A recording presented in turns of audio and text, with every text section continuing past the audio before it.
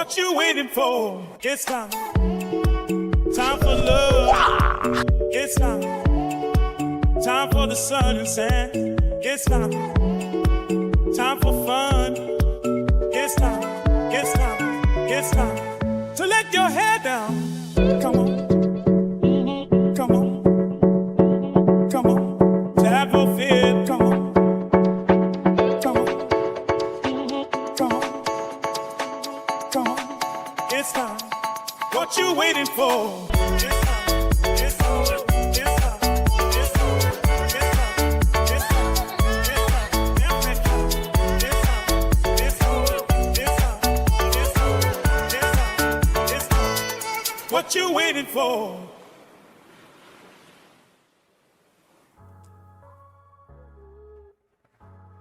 Welcome. Ladies and gentlemen, welcome to another live stream of the Merv Brito Show. It must be Sunday.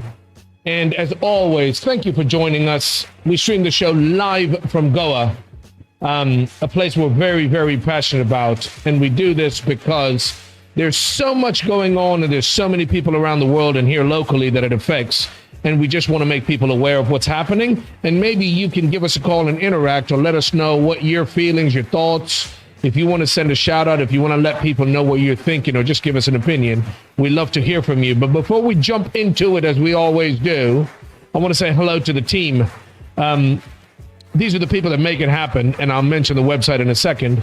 But these are the people that put the show together and make it happen, make me look good or the show go on the air, and they don't get their comeuppance. So, as always, I welcome the one and only Mr. Ajoy Barreto.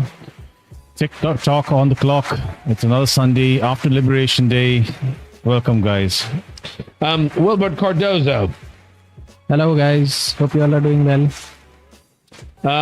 Neil's not in the studio today. We've got Yusuf Mataji. What's up, Yusuf? Hey, what's up? Happy Sunday, guys. Happy Sunday. How about Liberation Day, Charlie? Happy Liberation Day. And Liberation Day? Yeah, happy Liberation. When was that? 19 December. There you go. Last but definitely not the least, the love of my life. Year also. Sorry? I can tell you year which year we liberated. Go for it. Which year? Yeah. My left or my right? Which year? Who's here? Ladies and gentlemen, I'm not even done. We'll come back to you, Mr. Mataji. These two, man. Give us a second. These two. The love of my life, the wordsmith, the best. I had another beautiful breakfast, I got to say, love. Glad to hear that. Joanne Brito, my wife, the tea in my coffee, the sugar.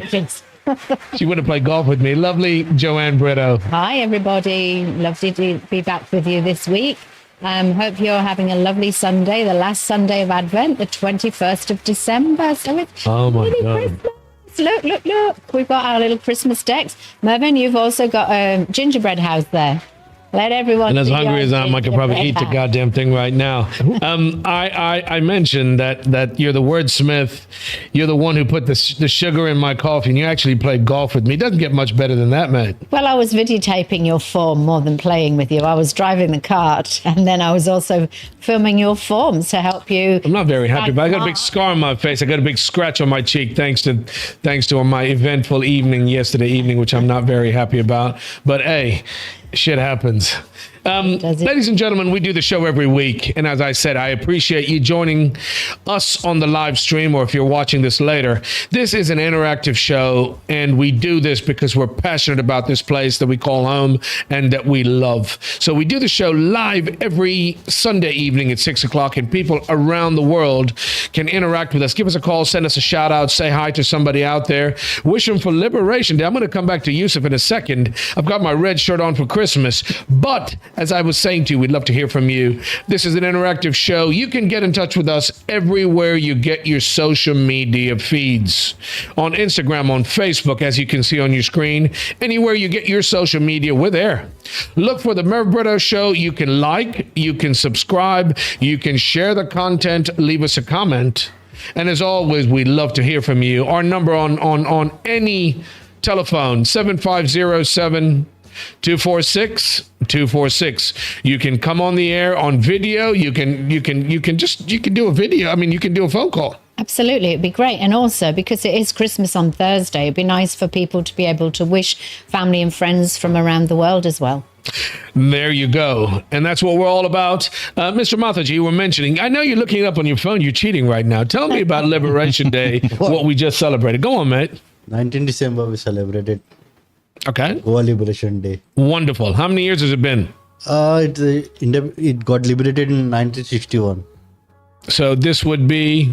This would be what? The 64th anniversary. Oh, Joanne. Yeah. I know, but I didn't want to leave him fumbling around. Leave with him that. fumbling, leave him hanging. Thank you, Joanne. He's like... Very welcome. And it was actually after 450 years of Portuguese rule. Baba, hey, Madho, तुम्ही गोयंकार मरे आमचे English आमचो England आचो तुका शिकवचे पडटा. Calculated. Spell calculate. 1 and 1, I can say 1 and 1 11. is 2. No. 1 and 1 is 11. I love this guy. 1 and 1 is not 2. 1 and 1 is 11. इकडे झालं. तुम्ही आम्ही गोयंकार मरे आम्ही Liberation Day celebrate करता मरे तुम्ही. 1961. It liberated on Monday. This is the 64th. So next would be 65. wonderful.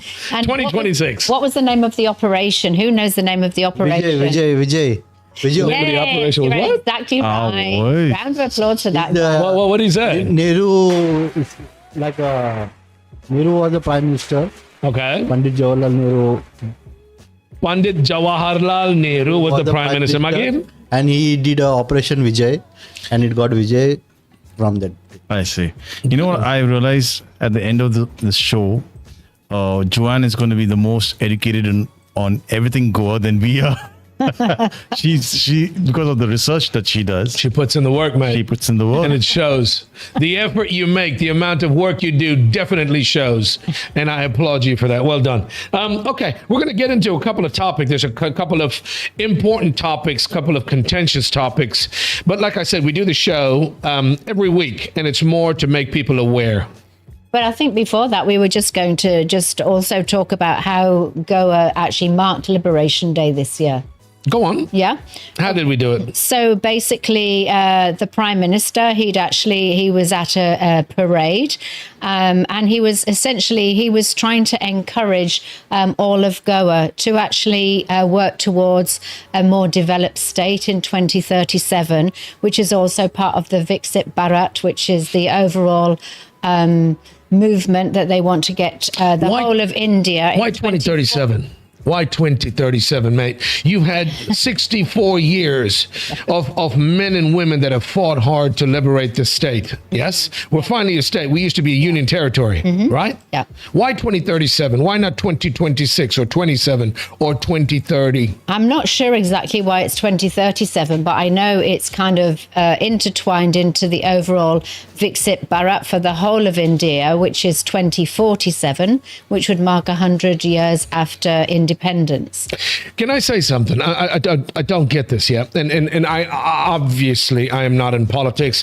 Pramod Sawant's our prime minister, and he does a great job, and I take nothing away from all of that. Chief Minister, you mean? I mean, chief minister, he does a great job, and I take nothing away from that. My point is that in such a great country, in such a beautiful state, why does it take so long for people to realize? You talk about Viksit, this India drive, right? Yes, exactly. Why does it take so long and things can't happen and progress a little bit quicker, right? Why 2037? People have given their lives. By the way, Liberation Day took a lot of effort and blood, sweat, tears, and toil to make happen, right? And yes. we salute those people, like I say, even for Republic Day, we salute the men and women that gave and continue to sacrifice and give their lives, and families have to sacrifice to make these things happen. Yeah. Take nothing away. Yeah. But it bothers me when I hear these statements that it's going to take till 2037. Why did we not think about this in 2003 or 2005 and say by 2025 we'll have a positive change and a big difference? You can weigh in. I want to hear about this. You're reading this off. 2037. Yeah, it's a great idea, great suggestion. Absolutely. But you mean to tell me we didn't know this 10 years, 20, 15, 30 years ago? But also, Pramod Sawant is actually talking about the progress that has been made in education, the infrastructure, healthcare, tourism, the economic growth of Goa itself. Really? Well, this is it. Really? It's like how many steps forward, how many steps back. I think that's what Yusuf. you've got to consider. Yeah, chal. Get on the mic. Yeah. You've been around Goa for a while. For a while means. For a while, I mean for a long time. Yeah. Yeah? Why? We're celebrating 64 years of liberation, yes? Do you think this progress could have happened sooner? And are you genuinely, as a layman, we're all living in Goa, Willie, Ajoy, all of us, yeah? Do you not think that this change could have happened? What's your take? Why has it happened sooner? It's because we play blame game, like this political party will blame other political party, they did nothing. Another Politics? Yeah, politics. Politics, is that your number one concern? Yeah, political party, I say. Like now this party say that party is not done, and other party will say they're not done. Should it be? Is that the only reason, the politics, that the corruption? We talk about, there's so many problems. We talk about politics and corruption and this guy and that guy, right? I'm saying to you, at the end of the day, there should be results based on across the board. Forget about politics, right? But we've got these inane, these fundamental problems that we all know about. We laugh about it. We joke about it. Walter talks about it. These freedom fighters have seen, and they've given their lives to make the change. But why do we need to wait till 2037? That is their vision. I don't know. That's his vision, right? Dr. Pramod Sawant, right? Yeah. Yeah. What would you say? Have you seen a change? Have you seen a change for the better? So, speaking like an Indian, as an Indian and as a Goan, basically we are in a constant state of Viksit. We're constant pig shit, yeah. dude. That ain't Vixen. So basically, you know what, these have been proposed. It's easy to propose this, that you want to build a Singapore here, and you want to build something great over there. But just saying it is not enough. We need what is lacked is action and our ability to meet goals. Now, I don't know what this new Viksit Bharat scheme or vision is. But in the past, since the independence of India, we had something called the 5-year plans. Now, this was a centralized goal-making scheme of the central government, which focused on growth targets for the economic sector, the public investment sector, social development objectives, etc. But I know, our audience can correct me if I'm wrong, but I know for a fact that we've never attain those targets, and it kept on. Every 5 years will come out another 5-year plan, and so on and so forth. And I think it got abolished, or it got stopped in 2015. Ajoy. What has replaced it? It's probably the Viksit. But that 2037 goal is what we were talking about with Joanna Pires, remember? Joanne, I'm not bagging anything. I'm just listen, my job is to be the, what is it called? I'm trying to be conduit for the discussion. Not the conduit. I'm making people aware, but I am the voice, I'm playing devil's advocate kind of thing, right? I'm not pointing fingers. I'm not political. This show, by the way, this show is apolitical, religious, everything. I'm not. The point I'm trying to make when Ajoy makes these statements, which makes a lot of sense, you have to have a plan. Yep. There's nothing wrong with a plan. You need to have a plan. But on every ship, just like on every ship, there's only one captain. Yeah. If Pramod Sawant's our leader, whether it's Pramod Sawant or Manohar Parrikar before him, or you go back as far as you want. You've got to have a plan, and nobody can be, or nothing can be successful without a proper plan in place. And you've got to implement that plan. Yeah. Right? I'm saying to you, since Goa's been like, there's a lot of the older Goans, and if any old Goans or oldish Goans are listening, you'll remember the good days of back in the day before this place changed so drastically, how lovely it was, basic, more simpler times, where we loved to be here in Goa. It was so much more simple before all the development, right? Yeah. They had plans at that time to develop it, right? And we've had the time. We've collected the money. We've paid our taxes. But the way it's going and the way it's continued to go, there's got to be reasons. The reason I wasn't asking Yusuf to for a laugh. I was asking him as a layman, somebody who lives here. He's a young puck. Yeah. He hasn't been around 25. How old are you, Yusuf?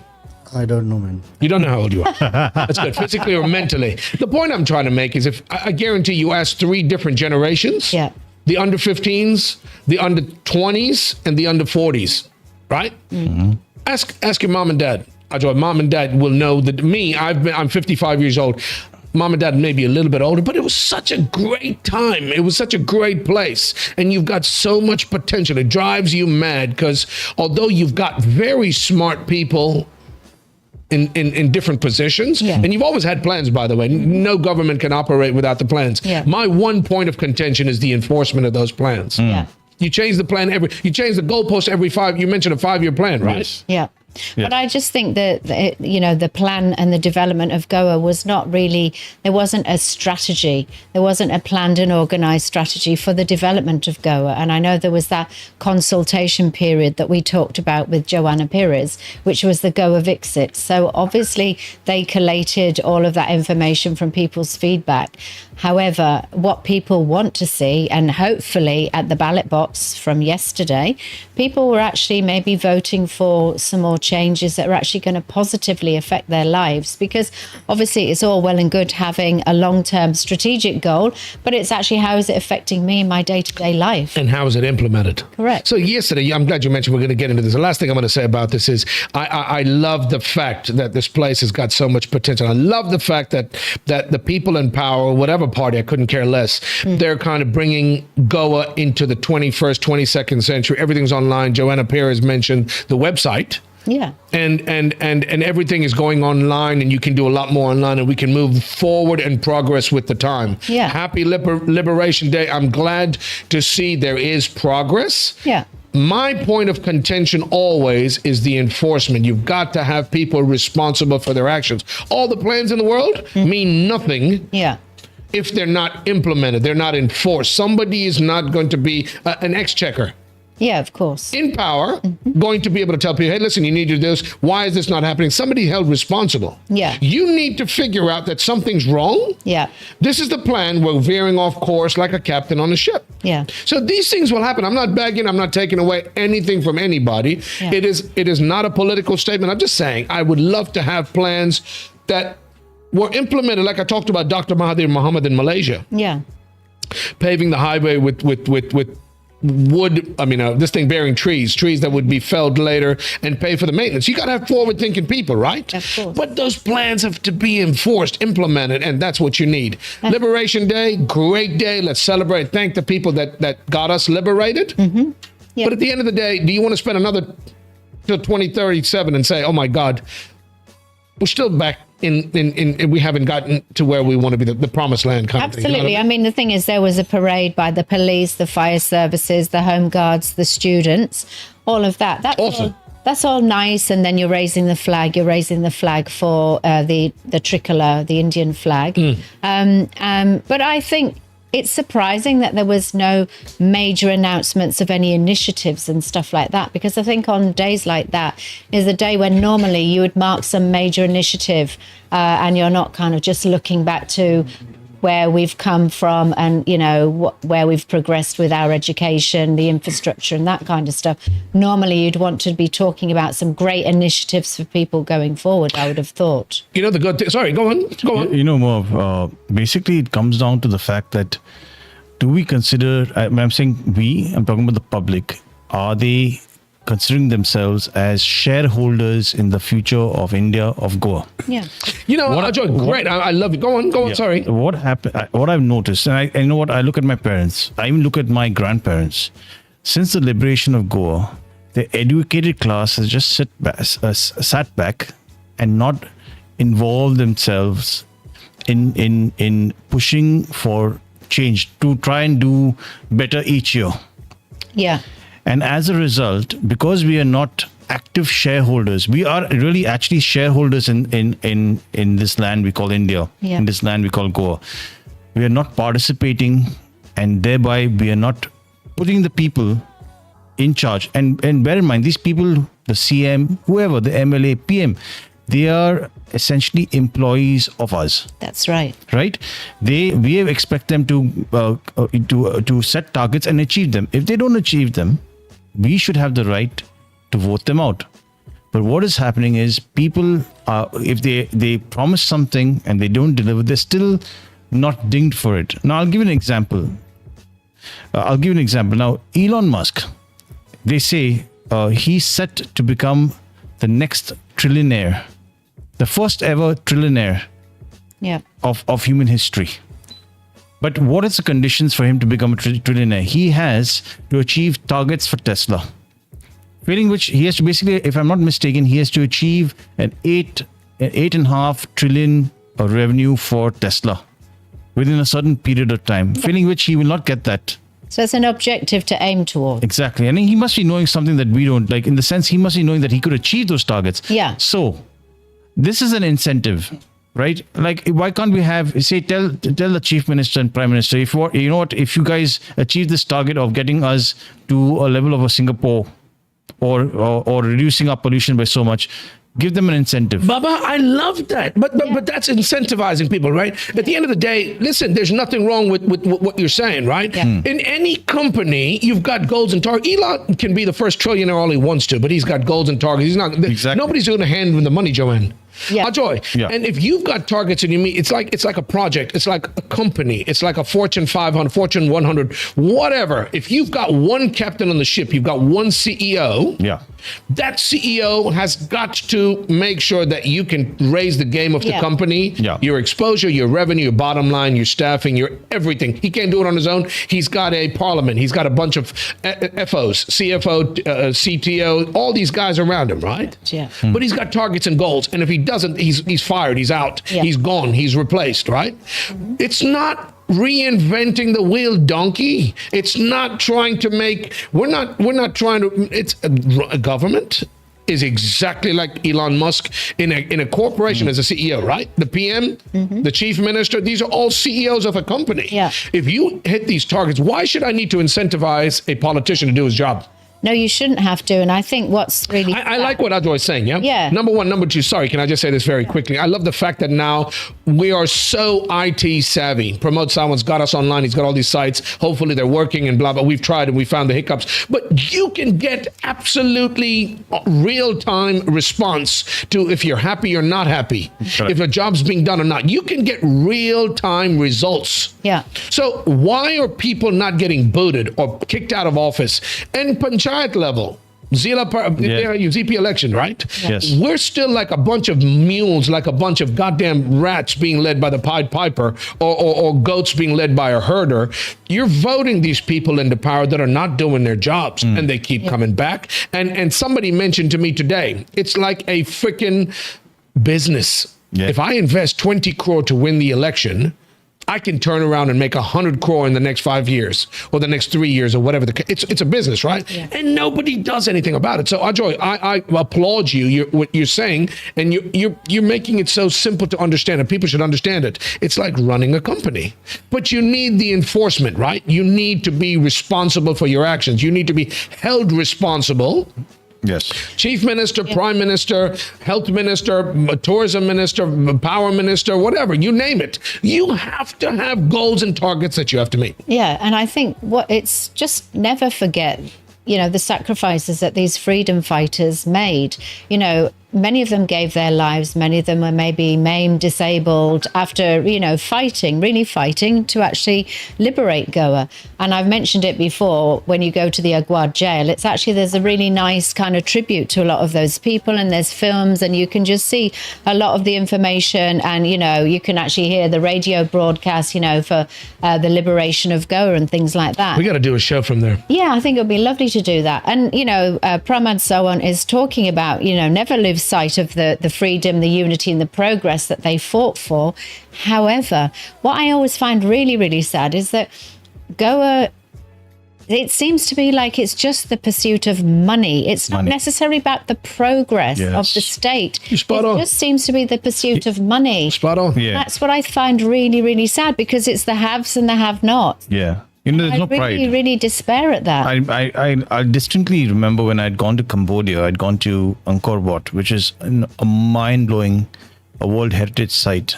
And the tour guides, whenever they take you around Angkor Wat, they always say, my history, my heritage. These people took this from me. They took this from us. I never hear that here in India. There's no such pride. Oh my gosh, we have lost so much, and we need to regain all of that glory back. Yeah. It's not. I don't hear that resonated in India at all. I beg to differ. I think people are very proud of this country. We're very proud. I'm always proud to say I'm going. More than I'm Indian, I'm more proud to say I'm going. And Indians anywhere around the world are so proud to be Indians. We come from India. We've got such a brilliant nation. We've got such great natural resources. Yeah. We've got such brain power. We've got some education. Like, we've got some really, really huge amount of, like all these other countries. Yeah. We've got our own talent pool. We've got a lot of exports, that heading up major global organizations. Absolutely. Yeah. It drives me up a pole, Joanne. We were talking about sports the other day. We should get Mark. I had a great conversation with Mark about the ISL. There's another corporation that's failing in a country with over 1.4 billion, where we're talking about sports specifically now. How can you not have an ISL where people are soccer crazy? Why should I watch the EPL and all your Premier League and all these other countries when I've got a population and nobody can run a bit? You don't have smart enough people that can run the ISL and make money. So, okay, I'm not going to crib enough. It was Liberation Day. I wish everybody another happy 64th Liberation Day and look forward to 65 years of liberation. And thank you for your sacrifice. Thank you for your service. The people that have sacrificed to get us liberated, but absolutely. I'm a big fan of military and the people that continue there every day. It's not just the military, it's their families that suffer, because these poor guys are on the front line risking their lives to protect this nation. So Republic Day, Liberation Day, any day you get a chance to meet somebody from the military, just salute them. Thank you for your service. We do appreciate. We couldn't be sitting here doing what we do right now without these brave men and women, loads of women that do what they do for us. Absolutely. Happy Liberation Day. Let's move forward. What are we talking about today, Joanne? Lead us. So we're talking about the elections, the Zilla Panchayat elections that occurred on Saturday. So on the back of Liberation Day, there was elections on the 20th on Saturday. So that meant that there was a dry day declared for Liberation Day. There was a dry day declared for the election day, and also there's a dry day on Monday, which is for the counting of the votes. So apparently there was nearly 71% of turnout, which is the highest since 2 decades ago, which is great. It's good to see that people are actually mobilized and actually getting out there and hopefully voting for the right reasons and voting the right people that can actually make some changes at local level. It's a move in the right direction. Yeah. And I'm so proud of all the people that go out and vote. I can't vote here locally, but for the people that do take the time and make the effort, we had a lot of our staff, our team from the office go to vote. And I salute you people. For the people that do go out and vote, hats off, kudos to you, because it's your civic responsibility. Yeah. Make it count. Do you know what the Zilla Panchayat elections are all about? Yeah. Do you have any clue? There are many positions to be filled for the ZP elections, but it's more to manage the election, the panchayats. It's one level above the regular panchayats. There's so many levels of offices that need to be filled. Explain it more, Joanne. 50 constituencies, which I hadn't realized. Yeah, but Joanne, here again, and I'm going back to the dark side. I hope you get the right people the right people voted in place to do a good job. Yeah. We talked about, who was that guy last who did we speak about last show or 2 shows ago, where he's a non-governmental agency guy to watch the government making sure that, you know what I'm talking about? Yeah. The Lokayukta. Lokayukta, right? He's somebody smart. He is not still not swayed by the government. That thing hasn't been filled. But similar to that's what the ZP elections are for, right? They need a body or a person to make sure that these guys are doing the job. Again, I'm no expert and I could be absolutely wrong here, but basically the Zilla Panchayat elections are to elect people to the Panchayat, I guess, on the Panchayat level. Okay, correct me if I'm wrong. Okay, so, and basically that is one of the, we have an amendment to the Constitution called the 73rd and the 74th Amendment, which gives power at the ground level to people like you and me, especially people who live in villages which come under the village panchayat. They have the ability to dictate what should or should not happen in their wards, the panchayat wards. And for that to happen, I've actually gone to, for example, I stay in Talegaon. I go for the Gram Sabha at the Talegaon panchayat. you should see that the participation by the public is so minimal. So minimal.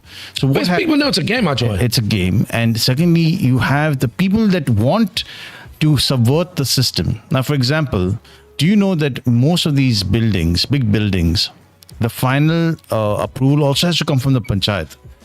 If you don't want a big building which is going to eat into the fields, eat into the forest, eat into on the CRZ areas, you don't want it, you have to go there and say no.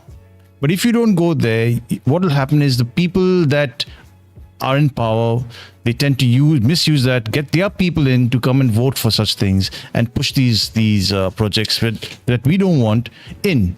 So first of all, what I'm trying to say is we should, apart from electing Panchayat guys, we should also be participating in the Gram Sabhas, that they have, so that we put on record, this is what we want for our village. And we should be electing the right kind of guys. So I hope this election that happens. Let's see. They say this is a precursor for the 2027 elections. So let's see how it goes. Mate, I'm not bagging on the process. I'm not bagging on any. I'm just saying to you, as Goans and all these people that have gone to vote, hats off, kudos to you. You're doing your civic duty. Shame on the people that don't go out and vote and complain. They'll whine, bitch, moan, and complain about this. Oh my God, there's a problem, this problem, that problem. You're not doing your goddamn job, so don't whine about it later. The people that did at least have a say, they should have a say, and they've gone and made their vote count, their civic duty. Yeah. The point is that there's so many disheartened and pissed off people like me that think it's a game. Why should you be able to line your pockets? Why are you not? Listen, again, where's my goddamn soundbite? Wait, Ajoy, since you didn't get it for me, No. Can I call you a name? Can I call you up? No. I did my job. Listen. Yeah. Did you hear that? Yusuf, Emergency. get your hands out of your pockets, man. This ain't pocket pool time. Listen what I'm saying. Listen, can you hear me? Ready? Yeah. Enforcement. I want a techno track to follow this, dude. Okay. I want a techno track. Ajoy, I hate to sound like a Debbie Downer. About 6 lakh people actually had voted. Sweetie, I'm congratulating. Give them a round of applause. Yeah. Matura. But they're basically saying because they're feeling that the turnout was so big, because there are so many issues, and people are really disillusioned because of the Dakotas, the job scams, the gang wars, the Gundagiri, the Gunda. Yeah. attacks on the activists, obviously the really distressing sad fire. But that's what I'm saying to Ajoy, Joanne. Yeah. It's a game. And the people that want to be in power are there to line their pockets. And you need the enforcement. You need the monitors. You need the exchequer. Who's the people that watch? If I do something wrong with a transaction over 10,000, they'll come after me. Who's that? Enforcement department? Is the IT? The ED, enforcement department. Do you the mean IT. to tell me, Ajoy, I'm going to ask you a very stupid, blatant, it's actually a rhetorical question. All right. But you think the people in power are in power to do their civic duty or to make money? And I'm not saying everybody's bad, right? So if you're coming there and you're sending people to vote for a big a building project or an illegal structure, listen, you're not doing your job. But you mean to tell me there's nobody, like if an Elon Musk did something wrong, you think you'd get caught? That's where the Lokayukta should have come in. There you and go. It's deliberately kept vacant. Why in every other country in the world do people get caught when they do something? And I'm not saying we're the only country that does wrong stuff. There's a lot of crooks around the world. I'm just saying to you, we've got a lot of good people. We've got a talent pool. We've got brains. We've got everything. Why the flip are we still swimming in the cesspool, as Walter calls it? With people in power that we go and vote. These people take time out of their work to go and vote, which is brilliant. But why are people not getting in trouble for doing wrong stuff? You can't be a billionaire from being in the Panchayat. You can't be a millionaire being in the Panchayat. And if somebody does, why? I just cracked it. I think I just figured. Joanne, yes, what? Give me a round of applause. Listen, I'm telling you, honestly, all jokes aside, can a Panchayat member, somebody, a public servant, a government servant, can they be millionaires? No. From government? No, of course not. not. So why the fuck? Excuse me. Why? Rewind. Why rewind? So why is it happening? That's a good Why question. are politicians driving Lamborghinis? Why are politicians billionaires, crore-patis? And I'm not saying they don't deserve it. You can be successful and be a politician. You can have restaurants, hotels, companies. You can be very, very wealthy. But you've got to be able to show where the money came from. Yeah. Enforcement. When I say ED to Yusuf, he says erection dysfunction. No? Enforcement department, Yusuf. If you've made all of this money, you've got to be able to declare your tax. What is it called? A tax. Tax income. Income tax. Income tax filing.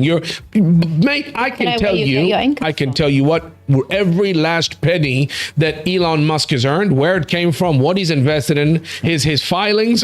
I can tell you everything about it. There's transparency. Yes. You don't have that transparency. God damn it. Vote for Ajoy Barretta and Mervyn Brito in 2027. I'm telling you guys. But it's so simple when you think about it, right? There's your answer. See, look at this headline here. Guess who's not missing out on voting? The migrant voters, as per this headline. What do you mean? So long queues of migrant voters mark polling day in Chimbel. Yeah. What am I missing? So you can't be a migrant and vote. I guess they must be allowed to vote. But my point is, the headline here is alluding to the fact that the people who are technically not from Goa are coming out in droves and voting. Why are they allowed to vote? Why are we not voting? Why are they allowed to vote? First of all, we're asking rhetorical questions, right? Yes. Why? First of all, if you're not from Goa and you should not be able to legally vote. Why are you allowed to vote? So Walter mentioned that, right? I seen one of Walter's posts, and he said something about the fact that before the election you have to register, right? Everybody has to register. Why do we have Aadhaar cards? So that any Tom, Dick, and Harry from anywhere can come to any place and do anything? No. You can be identified. If you're going to be a voter in a specific district for whatever excuse me, wow, that was a good breakfast, love. Sorry. What I'm saying to you, if you're going to be voting for any election, big, small, major, whatever, you have to be properly registered to be a representative of that area. Yeah, right. Don't blame the migrants. Who the hell gave the migrants the power to vote?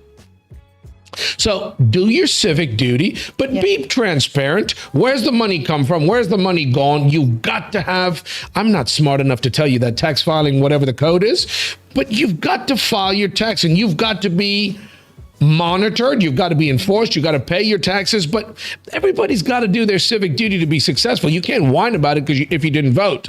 Don't whine about the migrants. No, I mean, at the end of the day, if you're registered to vote, everybody should do their civic duty, and I agree with that. What I've found really quite interesting is just kind of seeing where the turnout was actually happening, because, there's 50 seats that are up for grabs. So that's 226 people were in the mix, actually vying for the votes itself.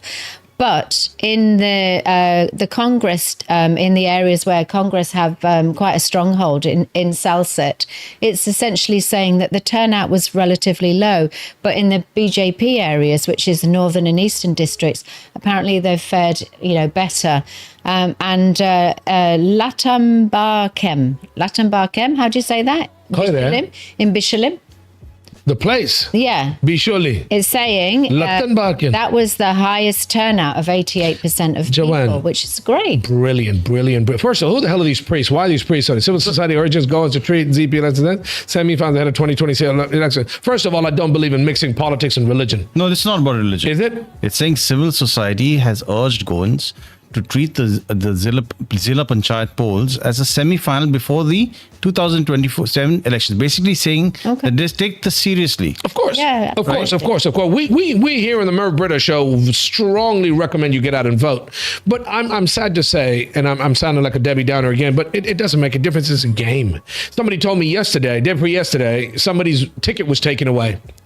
He had every right to sit in a seat for the election, and hours, days before the seat was taken and given to somebody else. I know someone that has stood before and they didn't even get a vote. But that's the point I'm trying to make. Why are people able to manipulate the system? The system should be bulletproof. I'm wondering, they had this special intensive revision for the electoral roll, right? Has that not had an effect on these Zilla Panchayat elections? They should have.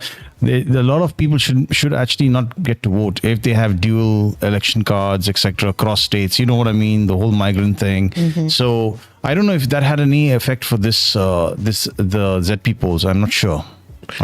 It's disheartening. It really it's a gut punch, because when you think you're trying to do a lot of good people that took time out of work and made the effort to go and vote, and I take my hat off to them. But you just want to see the country, the state, the place that you live moving in the right direction. And the only way you can make this happen, ladies and gentlemen, for the 50th time since Ajoy's screwed me over and not given it to me, I'm going to say it myself. Enforcement. Can you hear that? I got to do my own way. It sounds good. Yeah, well done, Ajoy. Do you know what I was just going to say as well? Is, you know, Goa is obviously a tourist state. And what I find really, really interesting is the fact that you have dry days that you actually have I love it. Thank you, you Joanne. have to police God, I the love you. people. It's a joke. And, you know, tell them do not drink because, you know, you carry out your civic duty, but you're not allowed to drink and, you know, cause disruption or maybe fall asleep and not wake up and don't go and vote. I'm not sure exactly. I mean, I've read a really good article actually from a guy on LinkedIn, in fact. So, you know, he was essentially saying that, you know, there was once a time and a place for this, like this enforcement was needed and trying to be respectful on religious holidays. It's once upon a time. Yeah, It's not but now. now times have changed and it has like a socio-economic impact these days. And so it's all about kind of moving with the times as well. Where did you get drunk yesterday, Yusuf? I'm not an alcoholic person. You're still drunk. Drink. No. He doesn't drink. He sends Yeah, people to 'cause- the bottom of the bottle. Listen, I think it's a joke in a tourist state, a state that caters to tourists, that you'd have these dry days, and you could go right across the bridge to Panjim. Yes. Is that a joke? But you don't think people are laughing and making fun of us about it? That you've got the election. Oh my God, we need to be non-alcoholic. Listen. I can save up days before the election and have the biggest party, and the police can come and raid me and get into trouble. But why do you need that? It goes to show how fragile our democratic system is. Basically, people are so uneducated that they will probably sell their vote for the cheapest bottle of liquor that they can get, right? Otherwise, why would they do it? Right? Why would they ban? I'm listening to him. Like, No, I want to hear your take on it. No, I just saying stuff that's overly simplified and obvious, right? But why do you need to have? Do you really need a dry day for the elections? yes. Why? If somebody like Joanne gave an example, like somebody drunk and sleep that doesn't go to vote. The vote is Now that he's taking that to another level. That's another theory. That's a very good theory. You have too much to drink and you fall asleep and you don't get up to vote. We've got an issue here in Go with alcohol. We love our alcohol, mate. Don't you? You can take away my food. You can take my wife, take my kids, take my house. Do not touch my alcohol. That was Sarke mare? during COVID, wasn't it? With It's not lockdown, sarke, people were... He did not, Sarke. what? Baba, back in the days, like Ajoy said, you weren't allowed to affect people's voting by buying them a drink or influencing them by alcohol, and that's why you did it, right? You shouldn't be doing that nowadays, but fine, whatever. It's the point is that it's disheartening for the people that actually care. Want to drink. That actually care and want to have a flipping drink for flip's sake. I voted and all. I've done my job. Yeah. Let me have a drink. You know, So were you saying that in Panjim you can actually still go and drink? dude, the businesses there are raking it in. Are they exempt there? Yeah, because Panjim is a municipality. It's not part of the Panchayat, right?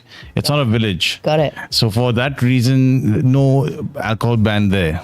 Right. Or at least as far as I understand. Okay. And the clubs that were never charging cover and all of that, they're charging cover. They're not allowing people, only couples entry before they allow anybody in. We could get in. But now it's chock-a-block full. Everybody's coming to Panjim too. Is that not a joke? It's good for the businesses in Panjim. It's great for the economy in Panjim. Why do you mean Panjim doesn't fall under Panchayat? So this, the Zilla Parishad applies to the village panchayats. Panjim's, the CCP, the Corporation of the City of Panaji, is a municipality. It's not a panchayat. Are there not votes for that also? Are there not votes during the there ZP is. elections? There is for So that. as well. why in God's name are there no rules? So in that case, I'm going to come to your side of town. You better have all the booze We're available. going to Yusuf's house, man. He's got boobs. He's got babes. He's got boobs. He's got, what else do you got? Not you. I mean. guy is just lying everything. Like. I'm ruining his name. Huh? Listen, I know. if his mom and dad are listening, I'm just kidding. Yeah. Who else? Who are you worried about? Huh? Nidhi, who else are you worried about? I mean, Yusuf, who are you worried about? Okay, let's It's move his this on. professional reputation he's worried about. I'm So, just kidding. He's a on good saying guy. He doesn't need the alcohol. He's No. high on life. Yes, sir. Guess what? Tell me. As we're talking about planning, right? 5-year planning and Viksit Bharat.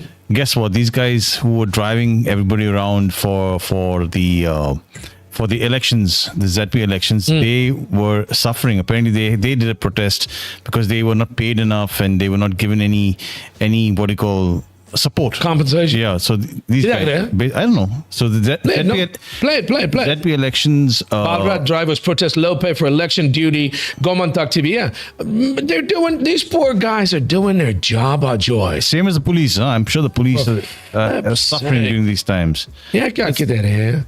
Sponsored by. Director of social welfare government of Goa ह्यांची जी sponsored गाडयो जे बालरथ आसा स्कुलाच्यो ह्या बसीचे जे drivers आसात हे drivers जे आसा हे हांगासर पॅडम sports कॉम्प्लेक्साचेर सध्या जमलेले आसा तेंची कागाळ आसा की हांगासर तेंच्यांनी 2 दीस ड्युटी केली इलेक्शन झेडपी इलेक्शनाची जी ड्युटी असता ती ड्युटी केल्या उपरांत हांगासरलो जो आरो आसा तो आरो येयलो आनी तेंचे कडल्यान एका पेपराचेर पेमेंट स्लिपाचेर सायन घेतली आनी तेंकां जी पेमेंट आसा दर वर्सा प्रमाणे म्हणजे एवरी इलेक्शनाच्या टायमाचेर तेंकां 1,500 ते 1,000 रुपया असो पेमेंट आसता आनी तो ओनू आयज तेंकां फक्त 500 रुपया 2 दिसाचे Are you फीज जी आसा kidding me? ही दिलेली आसा How sad is that? So talk about planning. They couldn't even plan right. But this is the joke of it all, right? They kept moving it as well, didn't Sweetie, they? what they're saying is earlier as well. what they're saying is that they should get additional $1,500. Yeah, of course And they they're doing the jobs over and above. Did you understand that? Yeah. No, you don't. You don't Yeah, understand any flipping Excuse content. me. I told you, Joanne Wow, is like Joe. ahead of us. Yeah. You That's how wait I and go. see. That's how I. You Huh? just wait and see. The point I'm trying to make is these poor drivers are doing their job over and above what they normally get paid. They get paid $1,500, and these are the guys driving the officials for the ZP elections around. Blah blah blah. They got 500 out of the 15, and it happens all the time. Like you're saying, it's not properly planned. And these are the lowest guys on the totem pole that get screwed. Why? The money's there, dude. These are the guys that ensure that the elections go smoothly, right? Like Yeah, the officials, the guys who drive people around, the police guys, they should be compensated and they should be taken care of. They're the ones that are driving the officials that have to monitor Yeah. to make sure that nobody's playing hanky-panky or nobody's doing anything wrong. The what are they called? The monitors. Monitors. Yeah, the monitors, the people that observers, moderators, whatever. Yeah. These guys are doing their jobs and getting screwed. Lowest guys on the totem pole. How do you have a good, fair, impartial, unadulterated election without those people being driven around to get to these points? Yep. Because you're screwing these guys. Anyway, enough of that. Well, you know what I was doing before the elections? You went to the election? toilet. Before, yeah, that's there also. But I was doing something very special. This election, any election, this is what I've been doing. Tell me. How cute is this one? God is my favorite music. I was praying for a better day. That's my man, dude. So cute. How cute is this? Copy it. Where's it? This is apparently in. Here's from a big salute to parents who give such amazing moral values to their children. I love this dude. Look at this little guy. He's Cute so guy. innocent. I was praying that our Goan public would make the right decision this election. So let's hope and pray. In addition, Kudos to this kid. we should. I think that, I won't put this one. I'll put another one up. What am I going to say? Basically, every election is like this. Una práctica en la que personas salen a pasear con correas, pero sin un perro real. She's speaking Se in presenta What the como fuck una is this about? alternativa. So basically, they're trading how to train dogs without the dogs. So something like our ZP elections, I would say, akin to ZP elections. Oh my God, We Ajay. gotta train our voters to vote properly, man. I can't. Listen, it's funny. It's good to have a laugh, and I'll take Check nothing away. it out, man. Come on. Zero investment required. Ajay, it's like me and Yusuf You can playing a take game the of whole mental supporter. Scrabble. Yes, What mental is that? Scrabble. You don't need a board. You don't need the tiles. Me and Yusuf, yeah. It is a John Cena dog. What?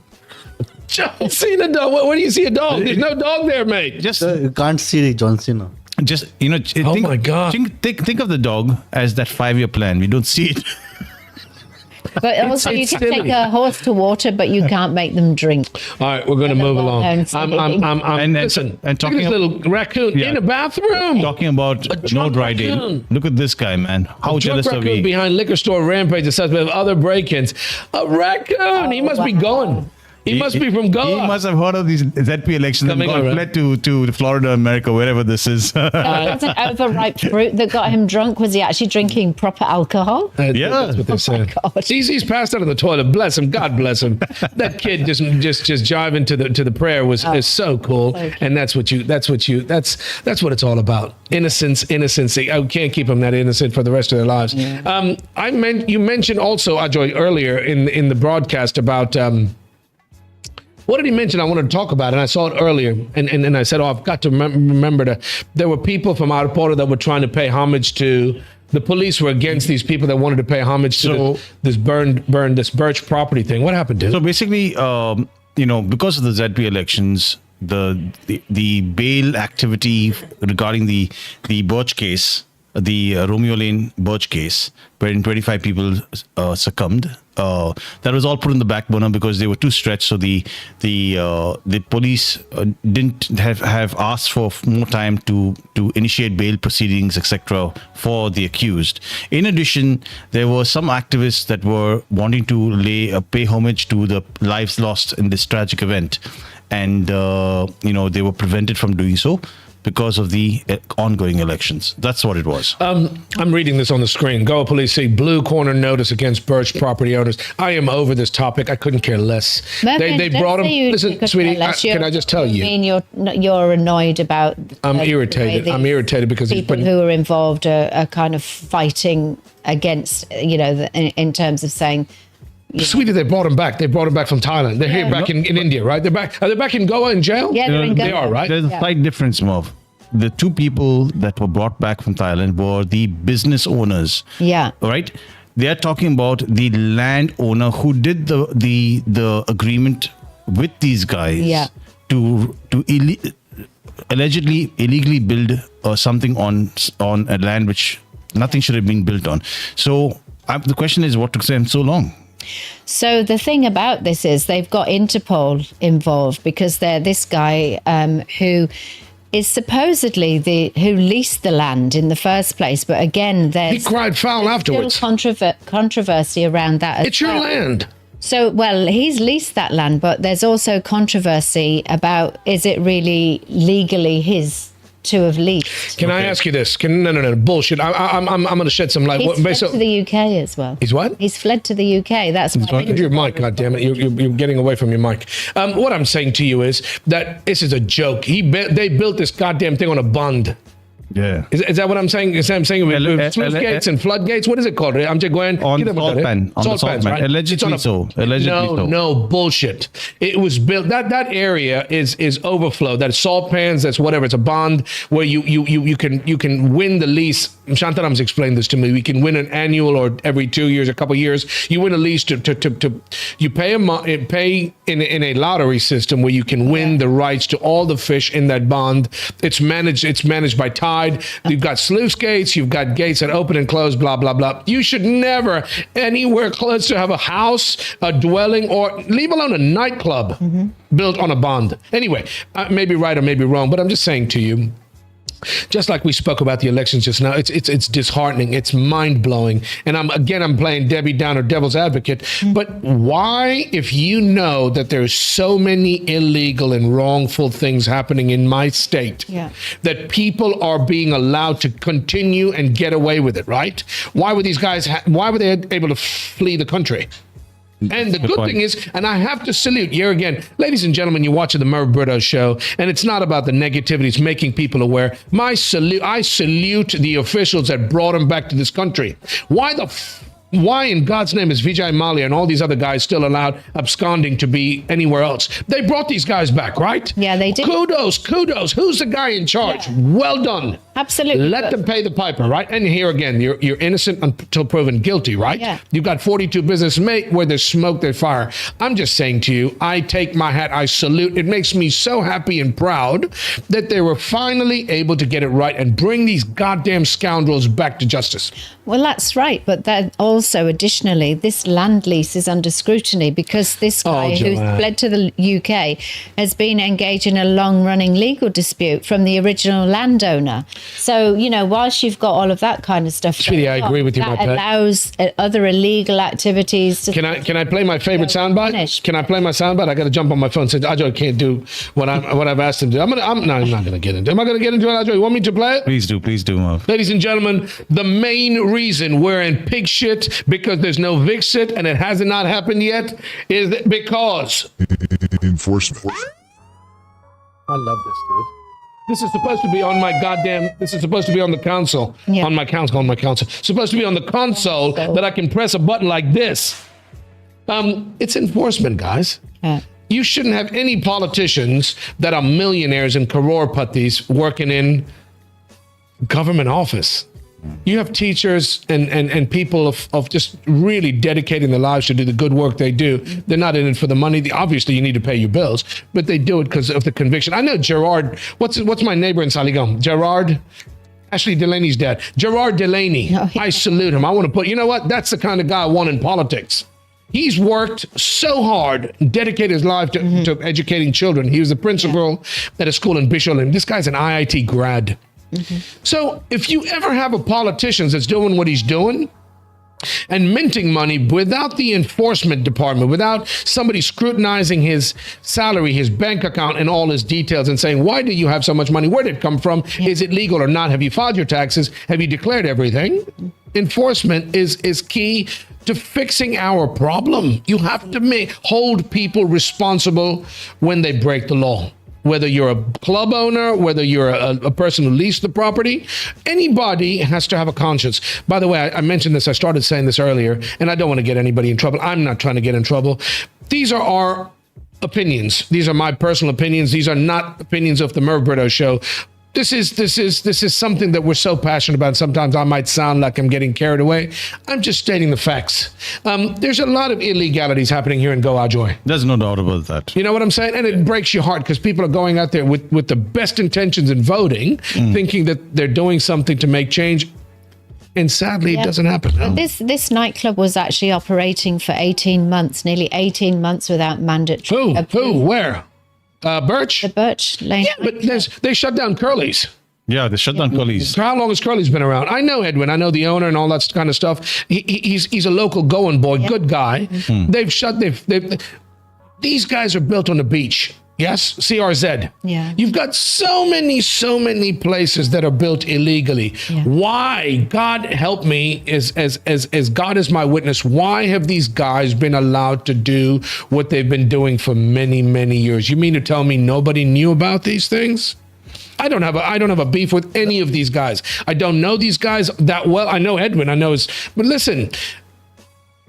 People have come in here and thrown money around and built these massive structures. You've never heard of the CRZ? How were they allowed to build these structures in the first place? I can understand you did it illegally. When you found out, you knock it down, yes? Yeah. You don't wait till 25 people die. Those people will never go home to their loved ones. Exactly. In order to implement these and enforce these rules, right? So Curly sealed after months of defying court demolition order. The court's cracking down. They're doing their jobs. Whoop-de-doo, big whoop. I couldn't care less. It's a good. I'm more happy. That's the one thing that gives me solace and happiness is these guys actually they extradited these Luthra brothers from Thailand.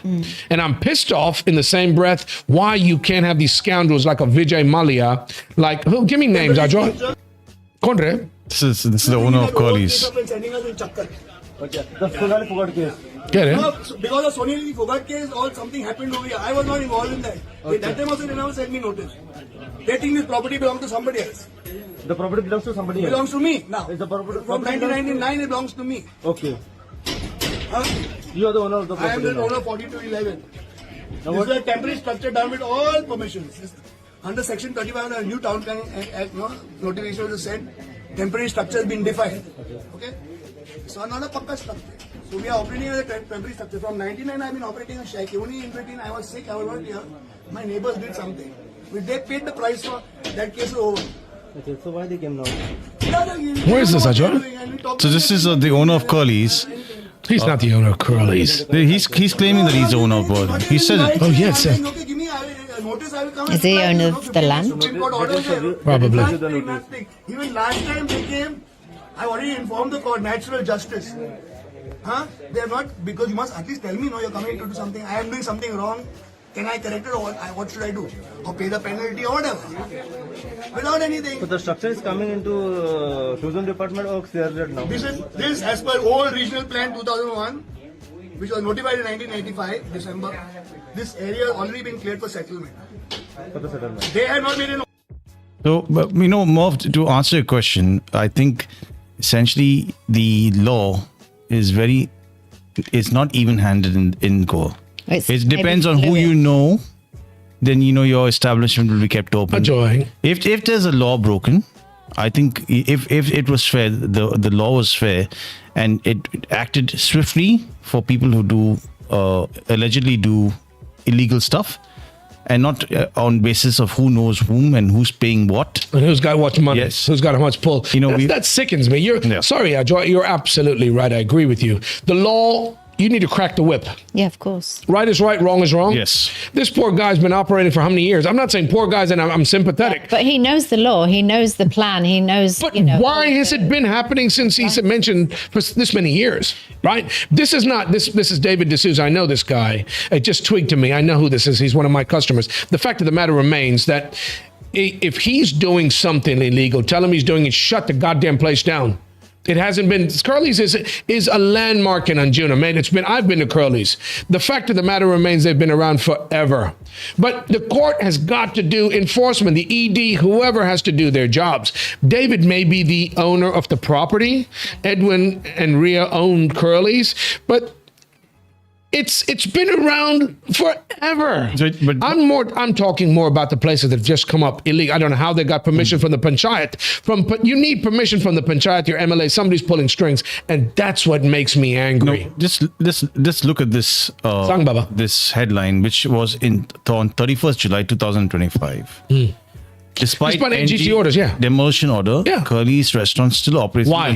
My point is, I'm not for or against. What I'm asking is, it should have gone to its logical conclusion, and it should have been finalized. If the guy or anybody is proven to be not guilty, then why are we even talking about this today? He should be allowed to operate. If it's illegal, it should have been demolished. It's been partially demolished. Why? Okay, very valid point. Hats off to you. Great point. I agree with you 100%. Let me ask you this. Since Curly's has been around, Curly's is an institution. I've been to Curly's a couple of times in my life. Since Curly's has been around, how many nightclubs, how many illegal places have come up on the beat, like mushrooms, right? No, I'm not trying to get into discussion and do this. I want to move on. I'm just asking you, how many places? Hundreds?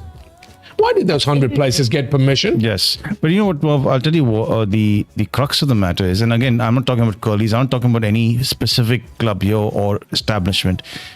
Essentially, this whole situation has come about because of the haphazard and deliberately made illegal regional plan that came out, which allowed illegalities to happen. And now again, I'm not focusing on any particular establishment. I'm just talking generally here. Once those illegal establishments came out and it was shown that this regional plan was illegal, was wrong, as per the courts, right? Now, those people who have set up their businesses, either by design or no fault of their own, are in limbo. But Ajoy, why should you care about that? Why should I care about a Birch nightclub that's built illegally? Whether you're in limbo or not, you've invested money or not, why did you get the permission in the first place? Exactly. Who gave you the permission? Hold them responsible. Enforce that. But people are getting permissions basis of some kind of a regional plan that was never notified. I'm telling you, Bob, you don't understand how it works. That is coastal. That is CRZ. That is documented. Regional plan applies to the whole of Goa. And so then why were they allowed to build? Permissions were given without that regional plan being notified. And as a result, and it was deliberately given so that, hey, you know what? Now these guys are given permissions. Let's legalize them. But it's illegal. We are on the same team. We are arguing the same point. I agree with you, Baba. Okay. My point is, why were they given? Listen, you take a bucket and you poke a couple of holes and you fill all those holes with your fingers to stop the leak. How long can that last? right? I'm saying the new stuff, that's a bad analogy. Did y'all get my analogy, Joanne? Kind of got it. You're trying to plug a hole in a dam with your fingers. The point I'm trying to make is what's happened has happened. Why are new, since Curly's is illegal and been around, why did hundreds, if not thousands of other illegal applications get approved by who and under what? That's what makes me sick. Absolutely. Under what authority? How much? It's because of money. It's because of I know high people in Delhi and all these high places, and I can pull strings and I can have my guys put pressure on your guys and make my even houses are joy. It's not just nightclubs and restaurants. Houses in my village of Saligaon. I'm from Saligaon. I'm very proud of it. By the Vav, by the Zor, up on the hill. Yep. You're not allowed to build in the comunidad. Yes. Our comunidad in on the Saligaon Seminary. Mate, are you kidding me? But it still happens, right? It happens, Ajoy, and that's what makes me sick. All these good people that think.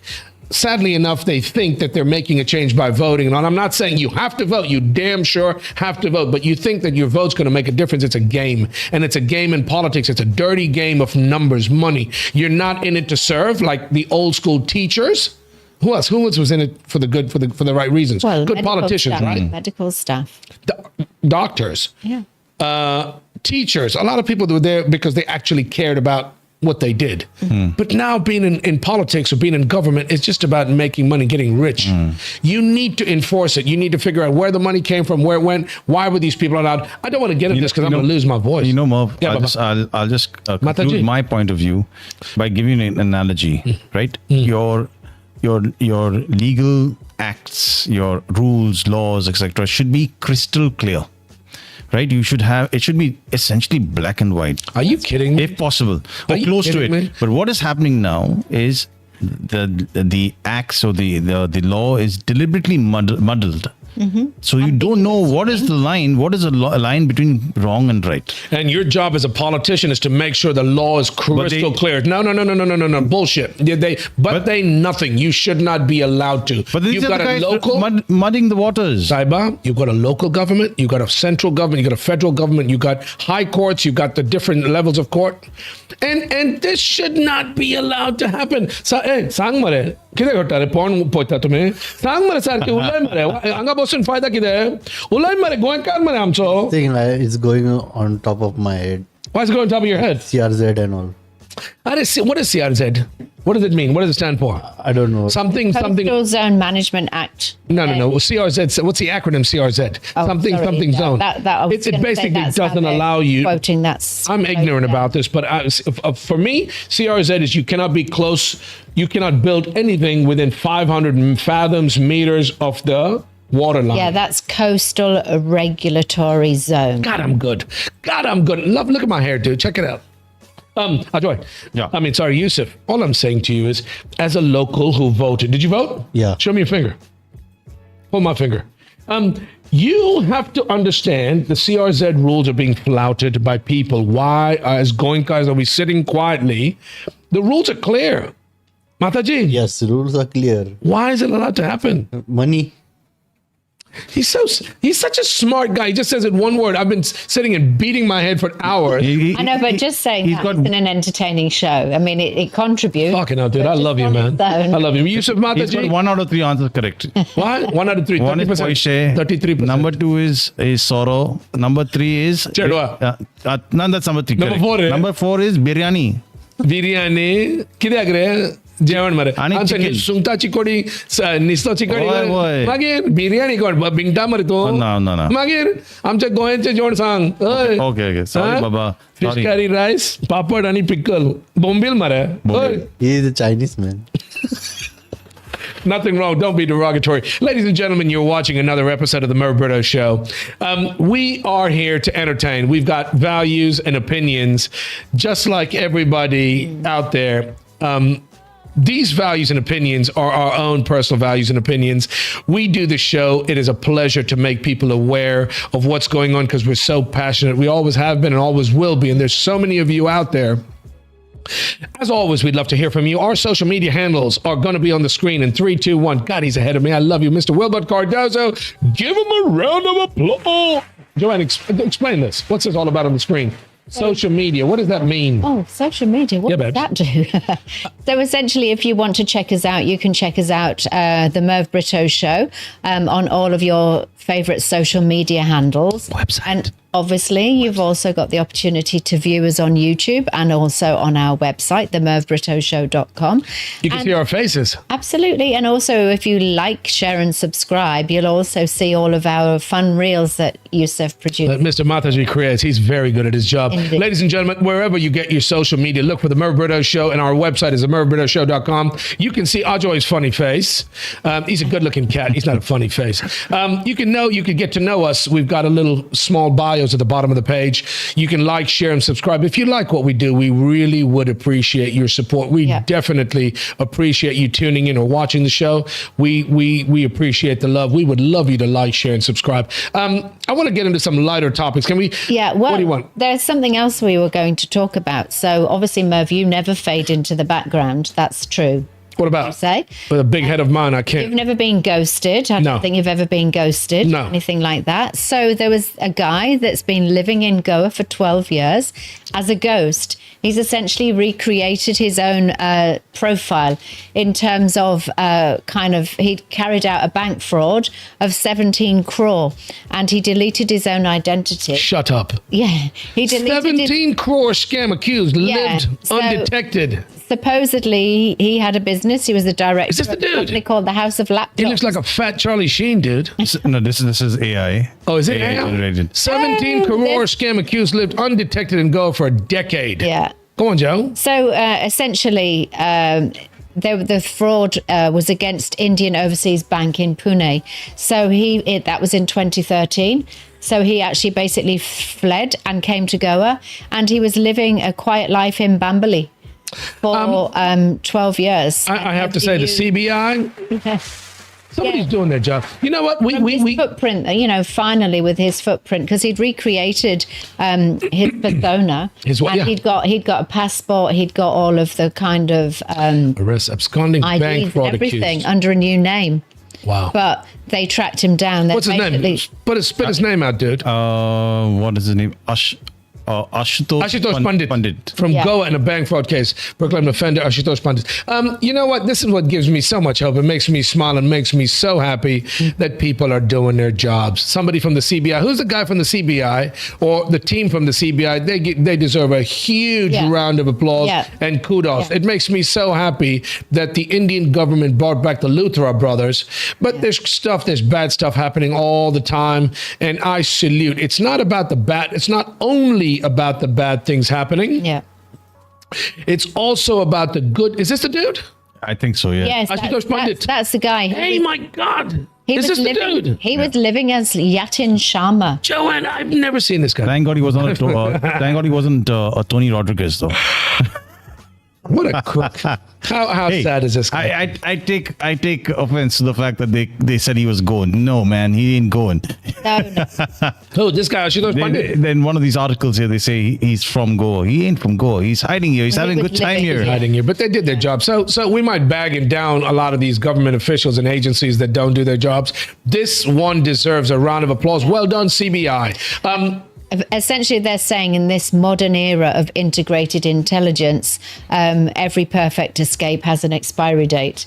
So obviously, it caught up with him in the end. Can we talk about something fun? I can add to that. Every going holiday has its end. Yeah, but he's been on a 17-year hiatus. 12. He's been.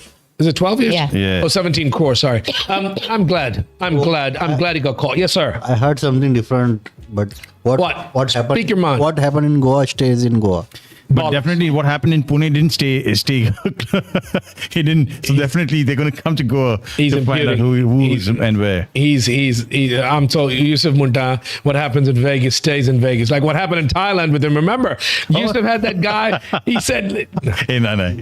Hey, Baba, we want him to come here regularly. Huh? Baba, I love this guy. I'm just giving him grief. There's nothing wrong with meeting a lovely lady and taking her home and then finding out later that she has got a bat. Sheena was a man. Did you say she's got a bat? I said she loves playing cricket. As Tone Loc 1 says, Sheena was a man.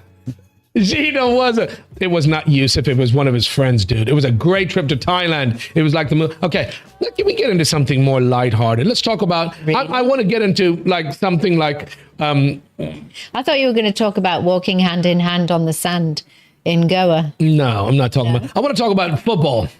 Oh, okay. Let's get to football. So Who the hell is it? Lionel Messi plays football with baby elephant. Dude, that's his son, not an elephant. That's what's his name's son. No, Ambani's that's son.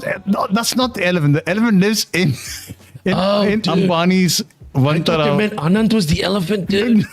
Anant, I am so sorry. I'm sure he doesn't even watch the show. Never mind. Yeah. Anant Ambani, you're a good Watching looking. it now. Dude, I thought they meant Lionel Messi plays football with baby elephant at Vantara. Anant Ambani watches the adorable moment. Oh my God. You know what? I think that's a goddamn. I want to ask questions about this, by the way. Yeah. What questions do you want to ask? I'm going to ask you some very, very important. Man, I'm a smart guy. I don't care what you say about me. And good looking, Joanne. You can pipe in and say your Yes, husband. of course, you're very good looking. I'll pay you a lot of money to say that. You're too I bad. wasn't sure where you were going with it. That was all. You got a nipple twister.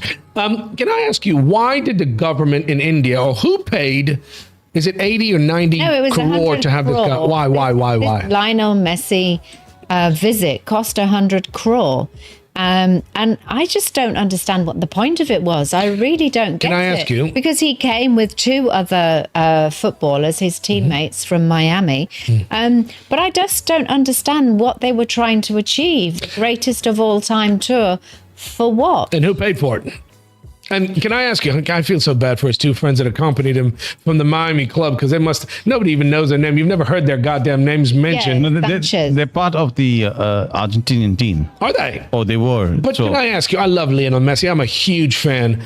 Vince, what's Luis my... Suarez, sorry, it was Luis Suarez and Rodrigo de Paul. Came with him. They came. You haven't even they mentioned his never got a names. Look in. Sorry, yeah. Listen, they got a Suarez used to pay for Liverpool. Mate, They had a free vacation, courtesy. to flipping... Yeah, they were paid to come here. I'm sure they were. But Ajay, let me ask you this question. I'm going to open up another can of worms. Who spent the money, 100 crore, to bring him here? Well, apparently this guy, this Dutta, who'd organised this, Satadru Dutta, he got arrested because obviously there was all of that chaos in Calcutta, and the visit cost 100 crore. But Again, I the ask you, SIT who found paid for 20 it? crore sitting in this guy's bank account. So I'm not sure how. But they're it doing got their jobs, there. right? There again comes back to enforcement. But I'm asking you again: is this is a non-government organized? Is it organized by the sports authority? Is it been organized by a private individual? Why was Messi? I love the fact that he came to India because India got a lot of publicity. He didn't like being 30% was touched. from sponsors, 30% was generated from ticket sales, supposedly. So apparently Lionel Messi was paid 89 crore for Wow. the visit.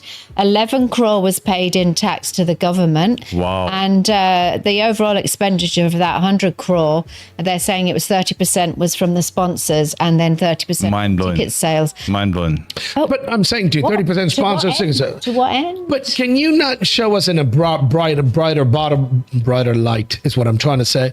If you're going to bring Lionel Messi to India, Yeah. can we not organize it properly so people aren't pissed off where he's throwing seats on the pitch and he's surrounded by government officials? Why are they surrounding him so the public can't see him? I don't know. But anywhere around the world, they're so civilized, and people would stand back, they'd shake his hand, move away, whatever the case may. You had some minister, I think Willie mentioned, right? Willie, you said that was the minister of something from Bangalore or something, was kicking a ball with him in that red. was Yusuf was saying that. Oh, Yusuf was saying. Yeah, they were kicking. Yusuf has no clue. Yusuf just woke up. Kicking the ball on the pitch. Not my story, it's Ajay's story. What I'm saying to you is, it showed us in such a bad light that we've got a celebrity that comes to Goa, comes to India, and you can't even organize it properly to get him to see the public that have paid money. Those people need to be lashed.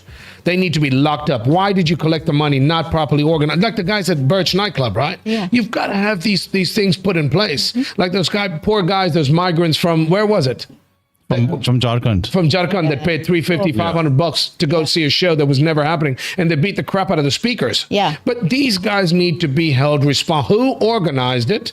Why was it done this way improperly? And you're risking a lot. If one person loses a life in this, something went wrong, right? Yeah. Why can't it be done properly, Joe? I don't understand this whole setup really, because obviously there was that statue. We should get Mark on the phone, dude. No, let's get Mark on the phone, Well, please. that's for the next. What is the next topic? No, which he is can be involved in this also, because the thing is, Right. what happened was the West Bengal government had actually set up a special investigative team to actually just check out the finances of this. And as I say, 20 crore was sitting in this guy's bank account. So it's Sweetie, just if he's put it really together. quite unclear what the whole point of this. But that's whole all about thing was. enforcement. No, that's why you need the enforcement. Why was he sitting on 20 crore? If that's his own personal money, good for him. Yeah. Is it legal? Is it ill-gotten gains? Is it legal? Has he paid the taxes on it? That's not up to us. We're not judge and jury. All I'm saying to you is just show us in a better light here in India. Yeah. When you have a big person like a Lionel Messi come to India, it can go off smoothly like it would go anywhere else in the world. It's embarrassing to have people get shafted and throw crap at him and touching him and whatever. He's a bit of a But sissy. one of the greatest footballers of all time. He is. Wouldn't you be talking more about the game itself? When did you I get a know chance to talk about the game, Love? That's what I'm. Was there a microphone, a pedestal, a podium, or anything that he got to interact, right? He's been surrounded by all these big shots. He's standing next to Anant Ambani. Yeah, and he said, he loves the values of this reserve, and he wants to be aligned with it in the future. Okay. Can we move this along? Can we share something else? What else about Messi do we have? Baba? Messi got a grand tour of Anand Ambani's private zoo. Yeah. And that's where the elephant comes in. Yeah, the elephant, and he actually played with lions. They named a lion after him. They call him Lionel. Yeah, Lionel. Right? Lionel the lion. But some good news coming from Mumbai. Check this out. Between concrete and chaos, a viral video shows dolphins swimming close to Worli show in Mumbai. This is encouraging. It really is. Mate, we have dolphins on the beach here every flipping day. Those poor dolphins have no clue. They've ingested so much of that polluted Bombay water that I can't imagine that's lovely. That's a good thing to see, by the way. Mumbaikars witnessed surprise dolphin visit, which is brilliant. That's actually a good sign that the water's clean or healthy or whatever. I sure these dolphins. I know they're definitely dolphins, but I don't know if they're a good sign. But it should wake us all up that we should do more to protect nature and encourage us to live harmoniously with other creatures of this land. Very well put, Ajoy. That's more of the values of the Murbretta show. I want to say these are porpoises and not dolphins. Fancy Hey, listen, I take it for granted because we were on the beach yesterday. We've got dolphins and porpoises all the time. They organize trips. Isn't it Popoy? No, it is not Popoy. Sure? Listen, he's got a Popoy in his pants. That's not a Popoy, it's a Popoy. Okay, come on, dude. Okay, let's get Mark on the phone. I want to get Mark on the phone. Let's ask him about dolphins. What? Mark on phone. He's a famous footballer. You know what I'm saying? He's a famous footballer. Of course he is.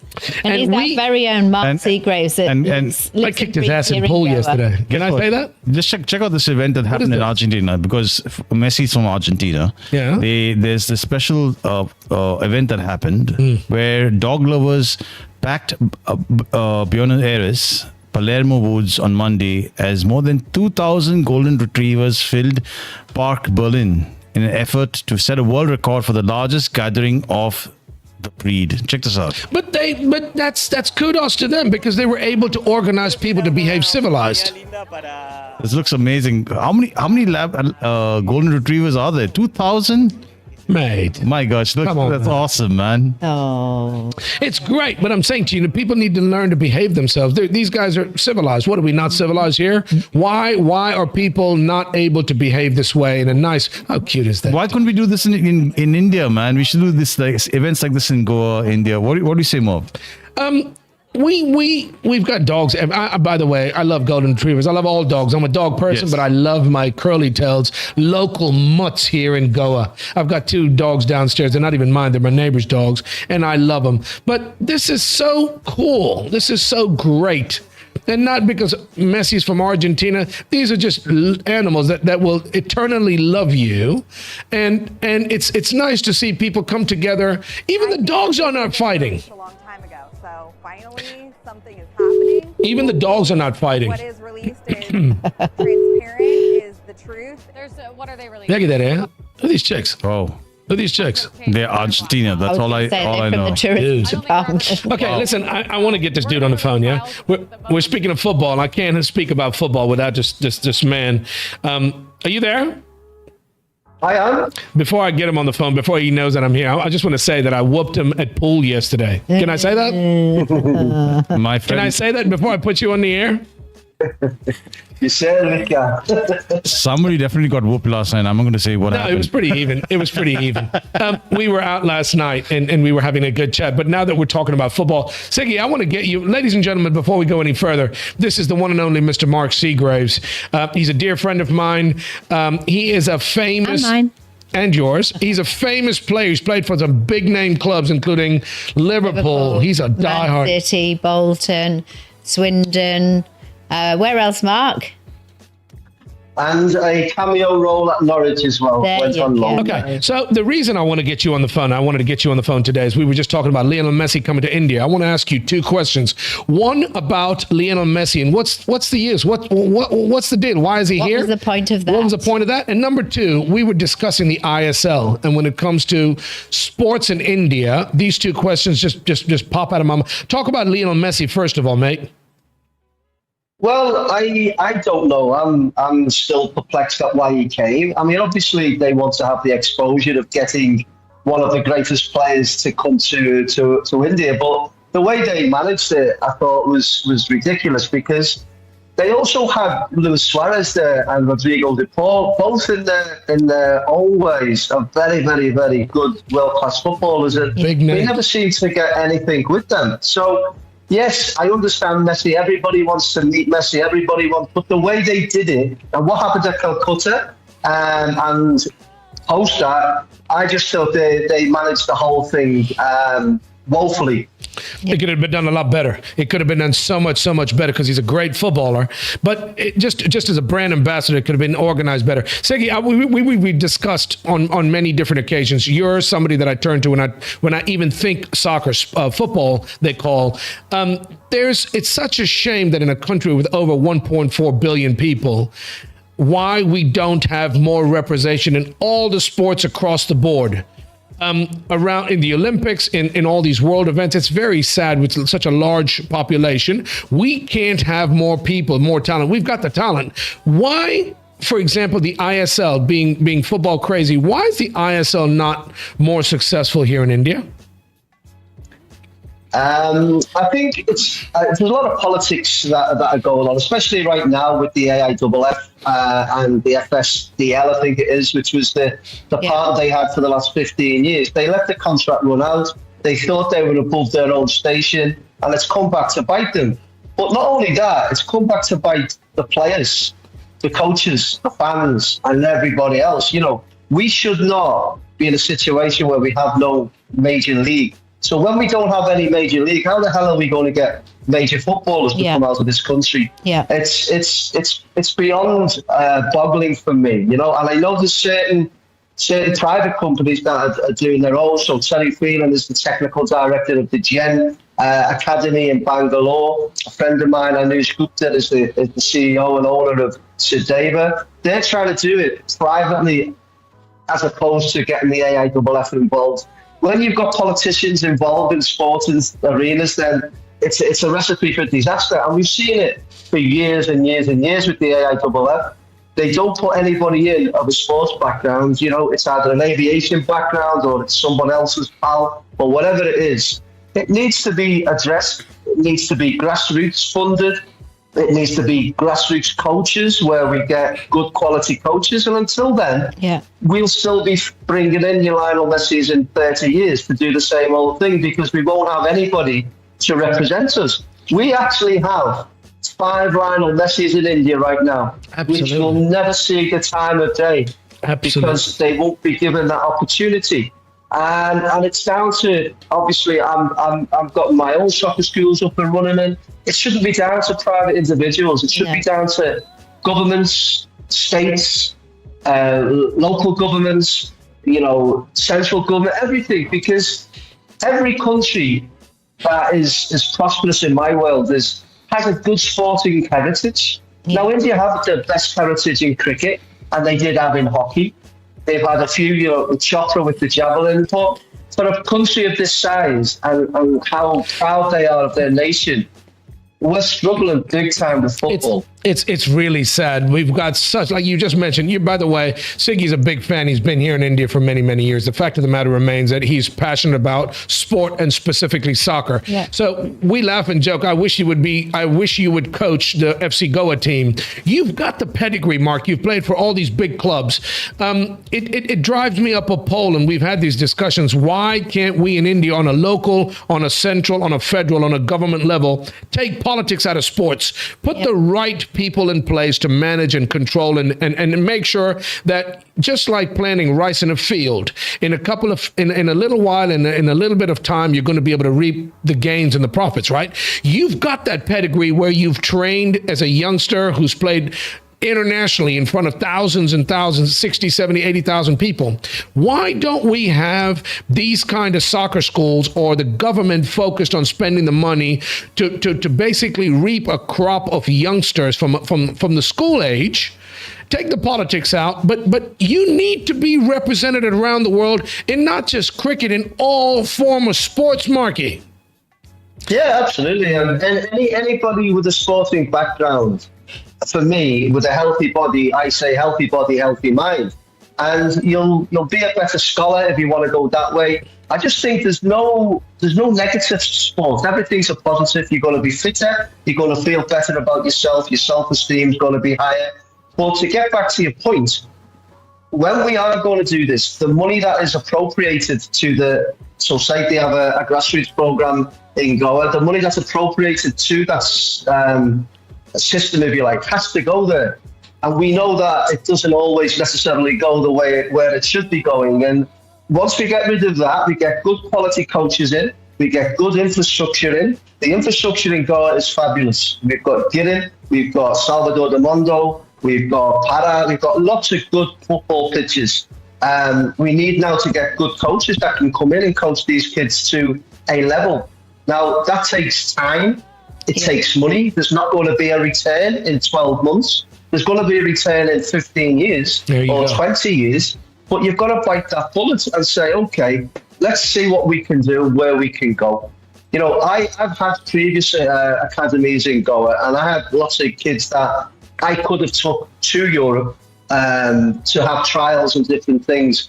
But for one thing and another, it collapsed the business. But this is what I'm trying to do again, where I'm going to give these kids a good pathway. So if they're good at 15, it doesn't stop. At 15, the better kids are going to go and have a trial at Stuttgart in Germany, or with whoever, Bolton Wanderers in England, or whatever it is. And once we get these kids to get that exposure to understand what it is. I mean, this is where I was amazed that, these kids have to have the exposure. And I listened to what you were saying earlier on there, that nobody knew who the other two guys were. He played for Liverpool, Luis Suarez, and he was one of the best players to ever play for Liverpool. These are World Cup winners also, and we only focus on the GOAT. We don't focus on, I don't want my kids to be Lionel Messi. I'd love them to be Luis Suarez, and I'd love them to be Rodrigo de Paul, or I'd love them to be someone who isn't in the limelight, because, as kids, we all have our idols. Of course, Lionel Messi, Cristiano Ronaldo, in the cricket, you've got MS Dhoni and Tendulkar and all of this stuff. But there's a whole raft of kids that can make a decent living, can make a decent name for themselves, and not be the GOAT, And it really frustrates me, because from a country that I've lived in for the last 13 years, I know how proud Indians are. And I know they want to be number one at everything, right? And I get frustrated because I think it's okay just thinking and wanting it. You have to actually put it into practice and put it into play. And that's a hard road to go down. But It's a very valuable road if you want to get that. This doesn't happen on its own. This will never happen on its own because these kids can't make those choices because they're kids. They've got to be given an opportunity. Not just the parents were so focused as a country. We're so focused on education and everybody focuses so much on education, which is very important. We're not saying anything about the education, but to have a balanced life. You've got so many potential Lionel Messi's, Luis Suarez, Mark Seagraves in our own midst. You just need somebody to be able to guide them and hone them and train them and grow them like a crop to be able to do this and give them that opportunity. Yeah, Mark, I wanted to just... go on. Carry on, Mark. No, go on, Joe. Ask it quickly. No, I go on. I just wanted to say, and you'll understand this, it's not like in Europe that nobody goes to school. Everybody goes to school and just the same thing. But they also have the other side of it where they have the football or the cricket or whatever it is, the sport that they want. And it can be aligned. Here in India, it stops. It's like, a good hour of sport is classed as a bad hour of sport because you could be doing maths for an hour or you can be doing history for an hour. And, we've got to get away from that. The schools have a massive part to play in all of this because their curriculum has, if you look at lots of schools, the curriculum for sports is shocking. It's like 45 minutes for a week.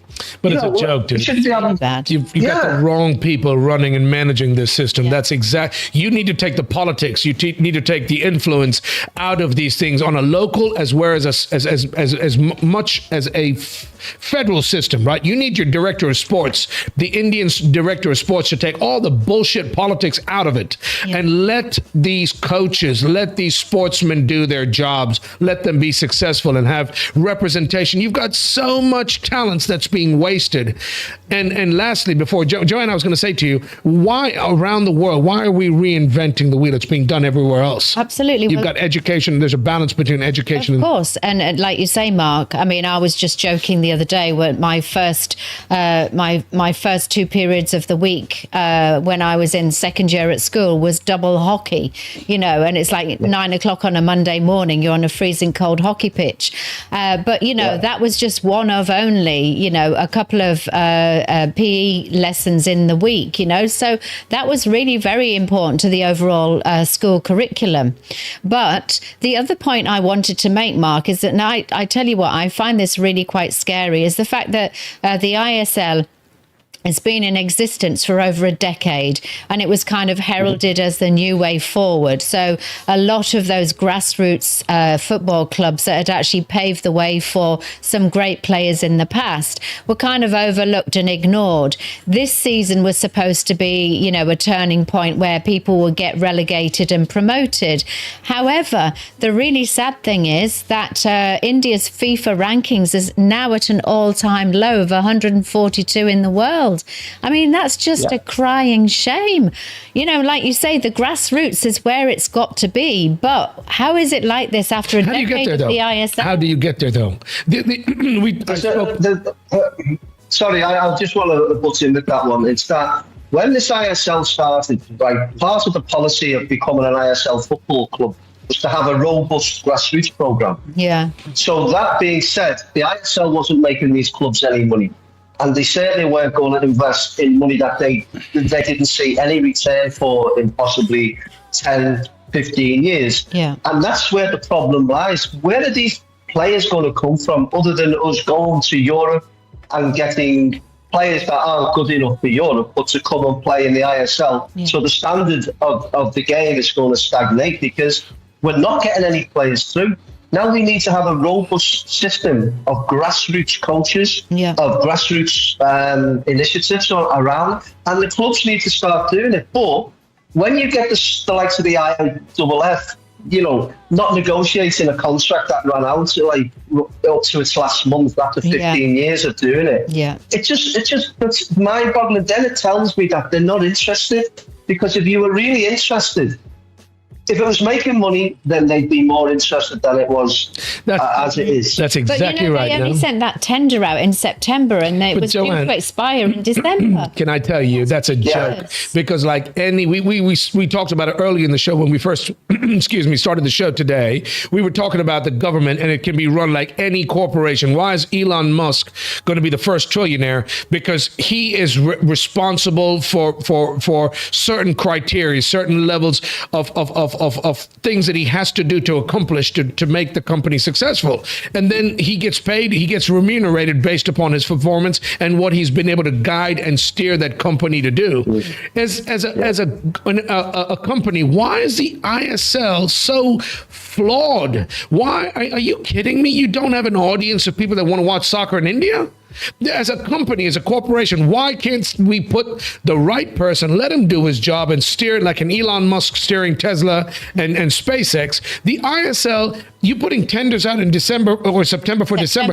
Mate, yeah. are you kidding me? You can't have somebody smart enough generate enough money in the ISL to pay its bills, to be successful, add revenue and sport. You need to bring in people from other countries to prop you up. Yeah. Ziggy, what do you do? When do you start? When do you start having people have their kids get the exposure, get the understanding, learn the actual game from proper officials, people that have lived, breathed, trained, understood what you need to do to be a success? When does that happen? Well, it's the chicken and the egg, isn't it, in India? Because who's gone out of India, and we talk about Sunil Chetty, tried it, and he's a very, very good player, but couldn't make it. Baichung Bhutia went to Bury. He played a 1 or 2 games, but didn't, and I've spoken to him at length on this. It's politics and politics and politics. What they've got to do is they only have to look around the corner, because if you look at the cricket team has not got any government personnel on the committee. Mm-hmm. It's all private. They've made it a private enterprise, and it's probably one of the richest in the world. Yeah. In terms of what they do. So maybe have a look at that and say, let's take it out of governments. Let's take it out of that, because... Don't reinvent the wheel kind of thing, you know what I mean? Mm-hmm. Mark, apparently all of the ISL clubs, apart from East Bengal, have actually proposed running the league as a consortium. So have the AIFF be a special shareholder. Like the NBA, like the NFL, like all these companies around the world that are run, and like you're saying, make them private, right? Make them, Marky, this is not rocket science. Don't reinvent the wheel. Do what's being done, mate. Well, if you look around the world, right? I mean, I'm not one for plagiarism, but on stuff like this, as you say, don't reinvent the wheel. Look at what works. Look at the, the English Premier League. Look at all of the Bundesliga. Look at that, what they do, and try and emulate that. It's, as I say, it's not rocket science. Yeah. I mean, the problem is we've got a lot of population here. But we can't charge the prices that they charge in Europe. Well, Germany's very good, but in the likes of England and I'm sure the likes of Italy and other places like that, they charge a lot of money for tickets. That's the thing that they're going to have to overcome, because as we get better players here, Joanne, the wages have to be more. Yeah. And so the clubs historically have lost money on this year in, year on. They thought it was going to be like the IPL. It didn't quite work out that way. And this is where we are right now. I listened to Jingen, the big centre half, and he's made a plea to the AIFF to come on, let's get round the table, because the Indian players are not getting paid anymore now. No. All of that has stopped. So it's crazy. And it's not just them, it's affecting everybody at the football club. I've got to say, ladies and gentlemen, you listen to the one and only Mr. Mark Seagraves. It's an absolute pleasure to speak to a professional, somebody who's walked the walk. What's the biggest crowd, Marky, you've ever played in front of, by the way, when you played in a stadium? I played for England schoolboys in front of 100,000 in the Olympic Stadium in Germany. Wow. And I played in front of 80,000 against Liverpool in the Coca-Cola Cup at Wembley. Oh, brilliant. So, Wembley itself, between the Twin Towers. Wow. It's a shame. I know how much you love this place and you love being here. And I hope, I've got to say, I really, really hope that things change, where it's not only cricket as something that Indians around the world can be proud of. We've got over 1.4 billion, and it's embarrassing embarrassing that we can't harness, we can't harvest, we can't train and teach people from a very, very young age to excel, because they'll never get this opportunity anywhere else. And if you've got the right people in place managing what needs to be done, that's how you're successful, and you have more talent, local talent that's trained to compete on any level around the world. Mr. Seagraves, I've got to ask you one last question. Mm-hmm. If you don't, for example, if anybody out there wants to excel at something and you don't want to go anywhere else, what do you do? How do you buck the system, basically? How do you excel? There's no money here locally. If I want to be a basketball player or a football player, and I can't afford to go overseas to excel and get the training, what do you do? How the heck do you get out of this stupid this hamster? Well, you have to. Yeah, you have to find. There's obviously all over India. There's obviously basketball academies, because there'll be somebody like me who's very passionate about it.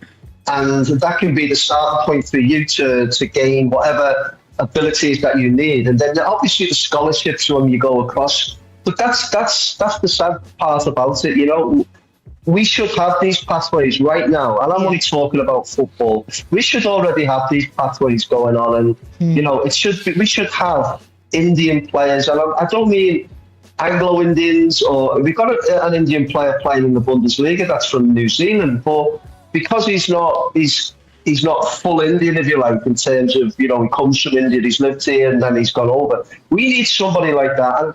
And unfortunately, you know, the way we are as a country, there's a lot of people that don't have the money to access a lot of these things. So the government needs to come in and maybe, you know, structure it where, and not only for 6 months, you know, it's like we have a saying, you know, in England, the dog isn't for Christmas, it's forever, you know. Yeah, it's for life. This is the same thing. Football has to be part of your life. It was. I posted online a picture of me at 7, a picture of me at 15, a picture of me at 20 and 30. And I've just posted living the dream. Now, why can't we have kids who are 7 years of age here? Yeah. And then at 15, and then go through that process, but be able to access the quality coaching. Yeah. Absolutely. But that isn't happening, unfortunately. It becomes then I make as much money as we can sort of scenario. And when are you it's going to be more than that. When are you going to put the knitting needles down and start training coaching, goddammit? Get us a player that can reach a European standard, be a leader. We can all say, you know what? It was trained by my friend Mark Seagraves. You know what I mean? You know what? That's my goal, and I am actually starting up a new academy called the Mark Seagraves Pro Academy, and it's going to be based at Salvador de Mondo.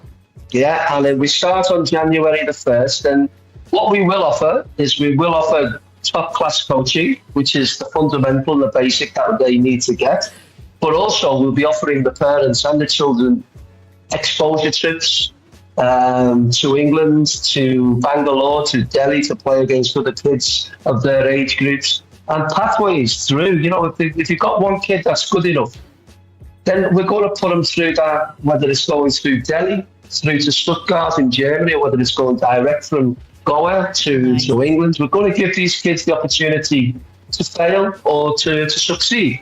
Now we're not giving them any chances to either fail or succeed. They just, you know, they hit this brick wall. And getting back to the ISL for 1 minute, I can't remember any time where one of these kids have come through the FC Goa academies and gone into their first team. Maybe Brandon, but he was already there. You know, I don't think there is that progression from the FA, from the academies to the first team, which is what these kids need. You know, we've got intermittent pro leagues in Goa now where kids are professionals, you know, in name only, I suppose. But we've got to get them where they're coached to a level where, you know, they understand what it takes to be a footballer. And it's not easy. It's a hard process to go through. You got to give them the opportunity. You've got to give them it, but the outcome of it all, if you do get it's a wonderful outcome. There you go. know, it's an amazing. You got to start somewhere. Joanne, as always, like in my marriage, I'll give her the last word. Well, actually, I just wanted to mention, Mark, because obviously around this whole topic of Messi coming to India, the timing couldn't really have been worse. And I was doing quite a bit of reading around it. And the Indian gold medalist, Abhinav Bindra, was saying, you know, it was great that Messi actually came to India, but, you know, it kind of unsettled him because he was just saying, as a society, are we willing to build a culture of sport, or are we just simply celebrating individuals from afar? And I think that's really, really sad because, like we keep talking about, India's got so much potential and we just want to be able to capitalize on that. And that's, you know, that would really raise the country, raise the spirits, and, you know, kind of raise the country up, which is what, you know, the government is aiming towards. But that can also be done through sport as well. Well, I think he's on the right. I think there's a lot of this going on right now, and it's good. It's, you know, agitation's good. There's a guy who runs the Rajasthani football, whatever it is in there, and he said, why didn't they give us the 150 crores and we'd develop, we'd be able to, you know, and this is where it's so wrong in terms of the thinking. Yeah. You know, spending all that money to get some guy over who's a billionaire anyway. Yeah. You know, it's not going to make me think of Lionel Messi any better or bigger. No. You know, kids are not going to... Yeah, but you see what happens where... And it was interesting, I'm sorry to go on, but Rodrigo de Paul was on the platform behind Messi. Yeah. And there was this young boy that was going to get a photograph taken, and this minister or somebody walked in and threw the kid away. But this Rodrigo de Paul got hold of the minister, threw him away, and brought the kid back in. Nice. So what do they think of India, Rodrigo de Paul and Luis Suarez, and when they see all of this, where you see that lady who comes on chewing and wanting to take a selfie and all the rest of it?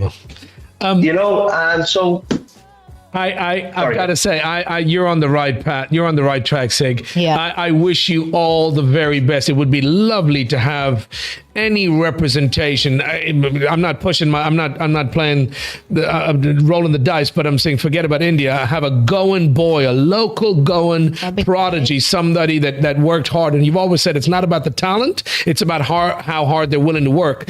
But to give somebody here from Goa the talent, the opportunity to go and excel on an international level and say, you know what? He's from Goa. He was trained by a friend of mine, blah, blah, blah. Absolutely. I wish you all the very best. I really, really hope this works out, because this is something, and as a beacon, as a light for others to emulate. Because I was just wondering, Mark, do the kids just turn up on the first at the pitch, or do they have to book in advance with you?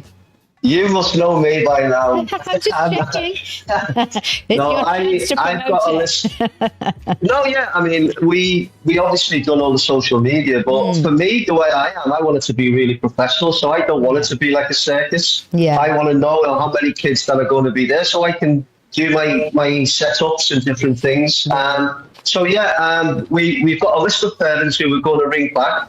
But everybody's more than welcome to come and try out. Every time they come, the first session is absolutely free. They take a look at what we're doing, and vice versa. So, yeah, it'll be a good opportunity for some kids to get trained properly anyway. Maybe you should give away a few T-shirts. You should go along, give away a few T-shirts to the kids.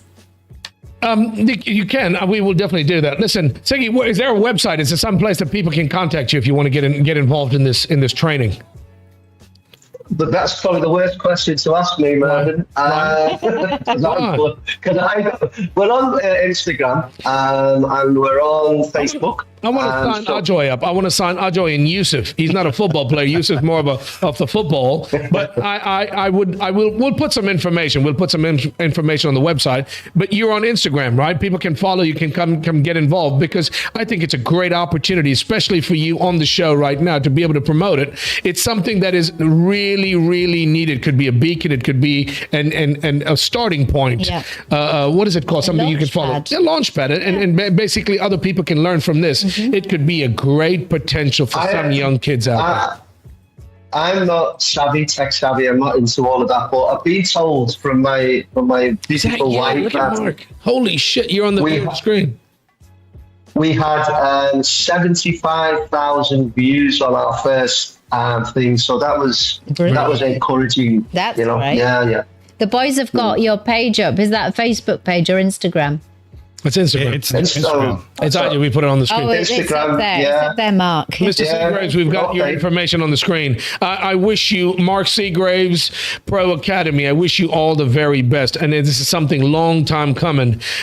This could be a huge springboard for any young person out there, girl or boy.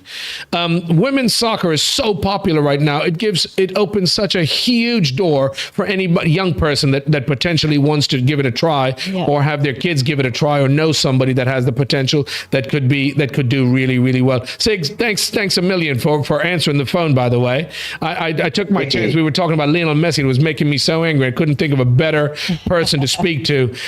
All the best, mate. Take care. Thanks. Thank you. Can I just say Happy Christmas to all you guys, all your staff and all your listeners.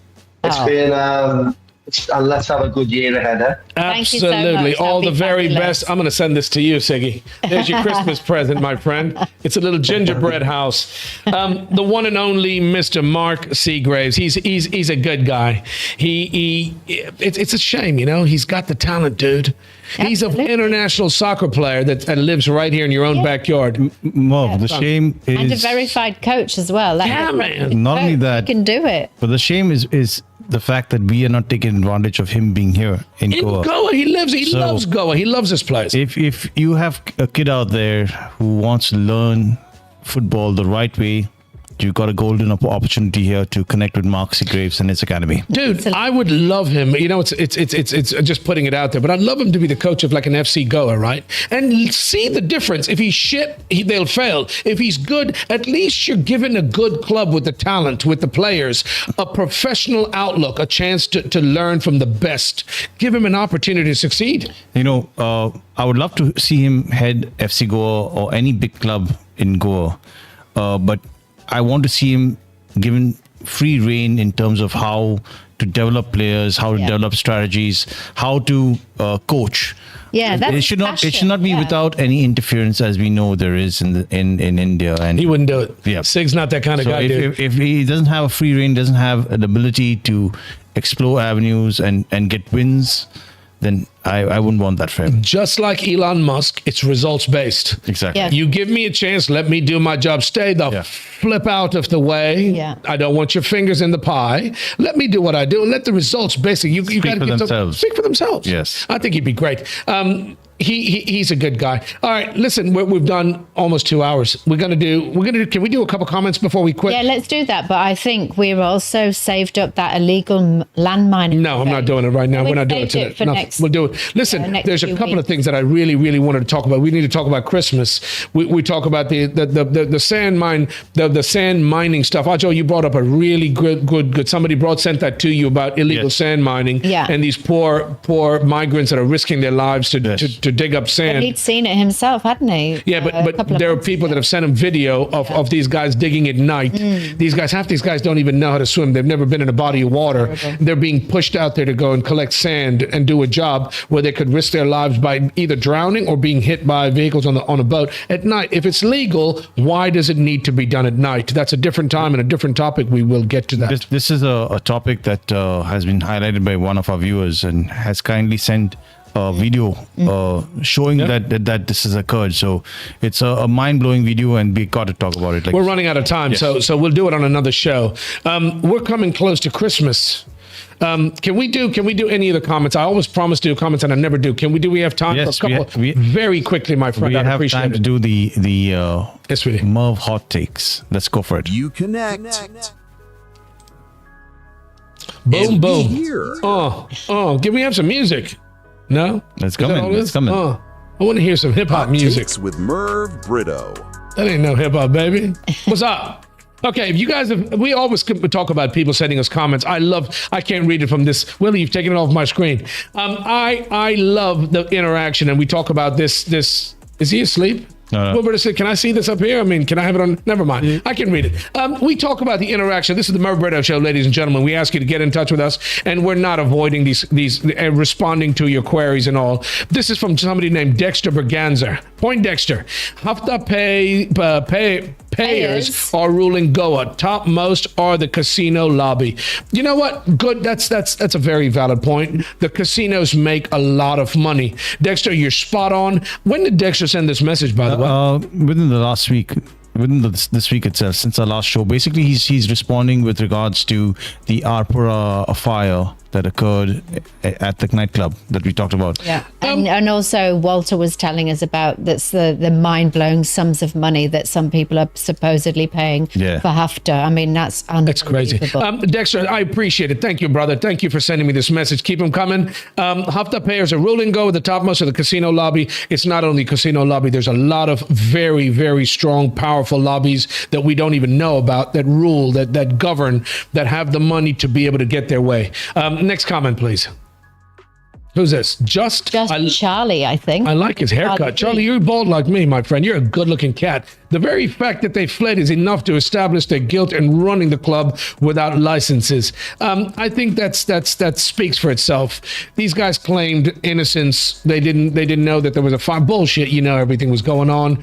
And here again, Charlie, I love the fact that our guys have brought him back, that the officials have brought him back to this country to face the music and to serve. What would you say? Just justice to get served? For justice to be done. Why can't we do that with these other scoundrels? And I use the same word. These other really horrible human beings that owe billions of dollars, millions of dollars, millions of rupees, crores of rupees to the government, that have absconded, that are living cushy lives everywhere around the world. Yeah. These are all Yusuf Mataji's friends. Vijay Mallya. Who's the other dude? Nirav Modi. Nirav Modi. Tumse friend mare? Yeah, one of my cousin. One of your cousins. Would sound like it. Charlie, thank you for the comment, my friend. I appreciate him. Please keep him coming. Can we do a couple more? Yeah. Okay, give me another one. Charlie Leap. Is that said just Charlie Leap? Charlie P. Charlie P. Again, Dexter Berganza, only registered event. Look at somebody getting a beating, dude. This is the Jharkhand incident. Oh yeah. Only registered event management should be allowed to organize events. There should be protocols in place to be held responsible. For the people responsible. Okay. Yeah, so he's saying the same thing I said. Accountability. These guys should be hung by the toes. The people that organized this, that took money off these. Check out my man's glasses. Mataji, you need to get a pair of those. You'd pick up any bird around you. Dexter, I agree with you. You couldn't have said it better yourself. I said the same thing. You hold the people, these absolute crooks that have collected money from these hardworking people. Beating on a speaker and beating on furniture is not going to solve the problem. It is a damn shame because these people don't have a whole lot. And if they've spent the money and paid you to put on a show for them, you should put on a show for them. Yes, it should be registered event management companies, just like Lionel Messi was brought here. Yeah. If you've got people collecting money from innocent people, you need to have the event organized properly so that they get their money's worth. They don't need to. But you don't. Again, sweetie, in the same breath, I'm saying you don't respond like this. Well, this is animalistic behavior. It's like you said. I mean, the sad thing is the people whose sound system that potentially was, they've completely lost out. Lost their whole equipment and stuff like that. And who has insurances here? Absolutely. To maybe cover it's sad. Losses. Are we going to do? We're done. Can we do one more? Do one more. Thank you, Dexter. By the way, Dr. Road Goa. Dr. Road Goa. I don't know what this is supposed to say. You're the first person to actually speak sense on this topic after knowing the whole facts of it. The comparison with the Messi event was spot on. I don't know who this doctor is. Dr. Road Goa, thank you for your comment. I'm a pretty face and everybody talks about how good looking I am, but I do have a brain in that big fat head of mine. It's not rocket science. We're all thinking the same thing. It is a shame that we get shone in such a poor light. We've got the talent here. We've got the capability here to make our fellow Indian citizens proud. And it's a shame that we pull off these stupid stunts. Yeah. And around the world, Indians are seen in such a bad light. We're a nation of so many very good quality people. We don't need to be shown and have the spotlight put on with these things going so bad. For all the wrong reasons. For the wrong reasons. Thank you. Dr. Goa, thank you very much for your comments. Guys, we're running out of time. We're not going to do any more. Let's not. That's it. Call. You want to do? No, we're done. Okay. So what I was going to say to you is I appreciate all the comments, all the people that get involved. Ladies and gentlemen, you've been listening to the Merv Brito Show. I have to give thanks. We're going to wish people for Christmas, aren't we? Yes. Oh, yeah, I've given y'all thanks enough, but I want to wish there's a lot of people out there that interact with us. There's a lot of messages, a lot of calls. People ask me all the time. We enjoy watching the show. We've sent you message. You haven't responded. A lot of times we don't respond to messages. You mentioned, what did you mention to me earlier? To reply on the social media. You want to speak into the microphone, or you want to speak into your armpit, mate? Speak properly, dude. Yeah, it's my. Speak with an American accent, so nobody can understand you. Go on, tell me. Well, I told you to reply in the social media. You sound like a Nigerian. he sounds Middle Eastern, dude. He don't sound American. Speak, come on, dude. Yeah, I did, man. He's saying reply on social media. That's what people. He always gets angry with me because I never respond to messages, and I'm not anti, but I'm People just love you so much, and they message you. And I love everybody out there equally. And the fact of the matter remains is we do get a lot of messages, we do get calls, and we do the best we can to manage because we've all got full-time jobs. This is a something Labor of of passion, love. a labor of love. Yeah. And we do this because we genuinely love this place, and we love letting people know and making people aware, but also putting people together. Yeah. Mrs. Brito, I'm going to give you, all of you guys, I'm going to give you all the opportunity. It's coming to Christmas, guys. It's Christmas is Thursday. We won't do the next show before the Christmas holiday. Yeah. Who do we start with? Yusuf Mataji, do you want to send a shout out to anybody for Christmas? Wishing all my friend happy Christmas. Ajoy. I'm praying that we get a real good surprise this Christmas, a little bit of positivity, and a lot of presents and goodies for the little ones. Yes. Present. That's what it's about. It's about the little ones. We're grown old and gray and hardened. We've been there, done that. Christmas is a time. It's a time of celebration for the right reasons. It's a time to give and not necessarily want to receive, but. Yeah. You've got some really good causes out there that you could help out during this time. Yes. We could definitely help other people. There are a lot of people out there who need our help and who want to have a good Christmas. So you won't find a better opportunity than that. Yeah. There was a lot of friends and family of mine from Saligaon used to go carol singing to the old folks' homes, and you see these old people that are just it's so sad. Lap it up. The old men and women's home, and it was such it made me so proud because people would just pull in and bring samosas and drinks, and these guys didn't care about anything. They just wanted the company. Yeah. Yes. Their eyes lighting up. They lit up, and it was only during Christmas. It's a sad thing. Mr. Wilbert Cardozo. Wishing everyone Merry Christmas and hope you all have a good time. Joanne, I know your message is going to be long. For flip's sake, we'll be here for another goddamn hour. Go for it. Knock yourself out. So essentially, we wanted to say thank you to each and every one of our listeners and viewers and wish you all a very happy and peaceful Christmas and 2026.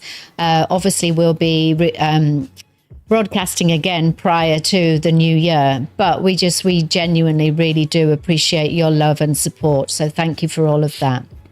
Family. I'm finished. Oh, sorry. That was like a pregnant pause. A pregnant pause? Speaking of pregnant, Yusuf. Hey, Baba. No, sorry. So essentially, over and above that, it's really wishing all our family and friends near and far a really happy and peaceful Christmas time. And here's hoping that we have a very, very healthy 2026. So, of course, we're celebrating the baby Jesus' birthday. However, got to say, more importantly in my life, shall I say that? It's my mum's birthday also. Oh my gosh. Carol Lampla. Awesome. My mother-in-law, mate. Our very own Christmas carol. We want to wish you an absolutely How amazing appropriate. birthday. Yeah. Now I understand why she's called Carol. That's exactly what Right? she was called, Carol. Okay. Christmas carol. So essentially, we're missing having her here in Goa this year, but we know she's in the heart of the family at my brother's, Craig and Carol's house with all of the family. for Christmas and Boxing Day, and also meeting all of our Middlesbrough family the very next day for their Boxing Day bonanza. I wanted to ask you guys, who's made these Christmas what do you call cutouts? Joanne bought them. I don't know where Joanne got them from. She bought Can you them. put them on? Yeah. Look, so we've got They look awesome. They're Noel really cute. here, and we've got Christmas there. I think he's asleep. Willie. Yeah. That's awesome. So that's a gingerbread house, lovely gingerbread house. Awesome. So yeah, I went shopping with Alison and Anna on Liberation Day, so we got a few extra Christmas decorations. Come on, man. Come on. Just God name almighty. It's It's 9 o'clock. Sallygao Church. Oh, yeah. Christmas services. Yeah, that's a good. I'm glad you mentioned that. I completely forgot about it. Christmas for me is a time. I've grown up in the West, and it's always a white Christmas, snow, and everybody thinks about all the commercial aspects of Christmas. For Christmas, for me, it's. I would love to have people, Catholic or non. Listen, here in Goa, we live in a society where we're not always the same religion or the same caste or same creed or anything like that. Christmas is a time, it's not religious. It is it's something that everybody can do. And especially if you're Catholic, go out of your way to do something nice for somebody else around you. That's basically what Jesus preached. But it's a sad time for a lot of people. A lot of people are going through a hard time mentally. A lot of people are going through a hard time. Full stop. And just reach out and do something nice, like I mentioned about the old folks home. Yeah. Speaking of old folks and doing something nice, I was very close. I'm a mama's boy. I miss her. I think specifically my mom and dad during Christmas. We've got a setup, and there's no money to be made. We're not asking for anything. We've got a setup at the Sallygao Church. If you have somebody old in the old folks home or sitting at home, your family, your aunt, your uncle, grandma, grandpa, mom or dad at home, and they can't make it to mass, you can log into the site. The SallyGoutChurch.com. Is it SallyGoutChurch.com? Open it, Joanne, and tell me what it is. I don't even remember. Double check. Just for people to watch the services, you can watch it live. It's free.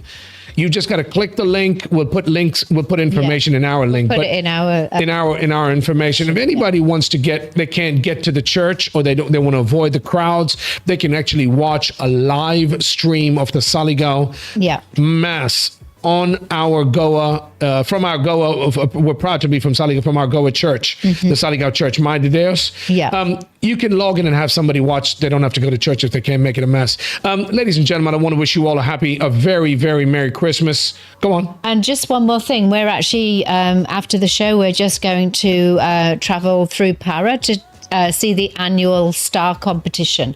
So it's always really lovely to see that. So we want to maybe interview a couple of people who've actually gone to the effort of making some beautiful stars to celebrate Christmas. So we're going to check it out after the show.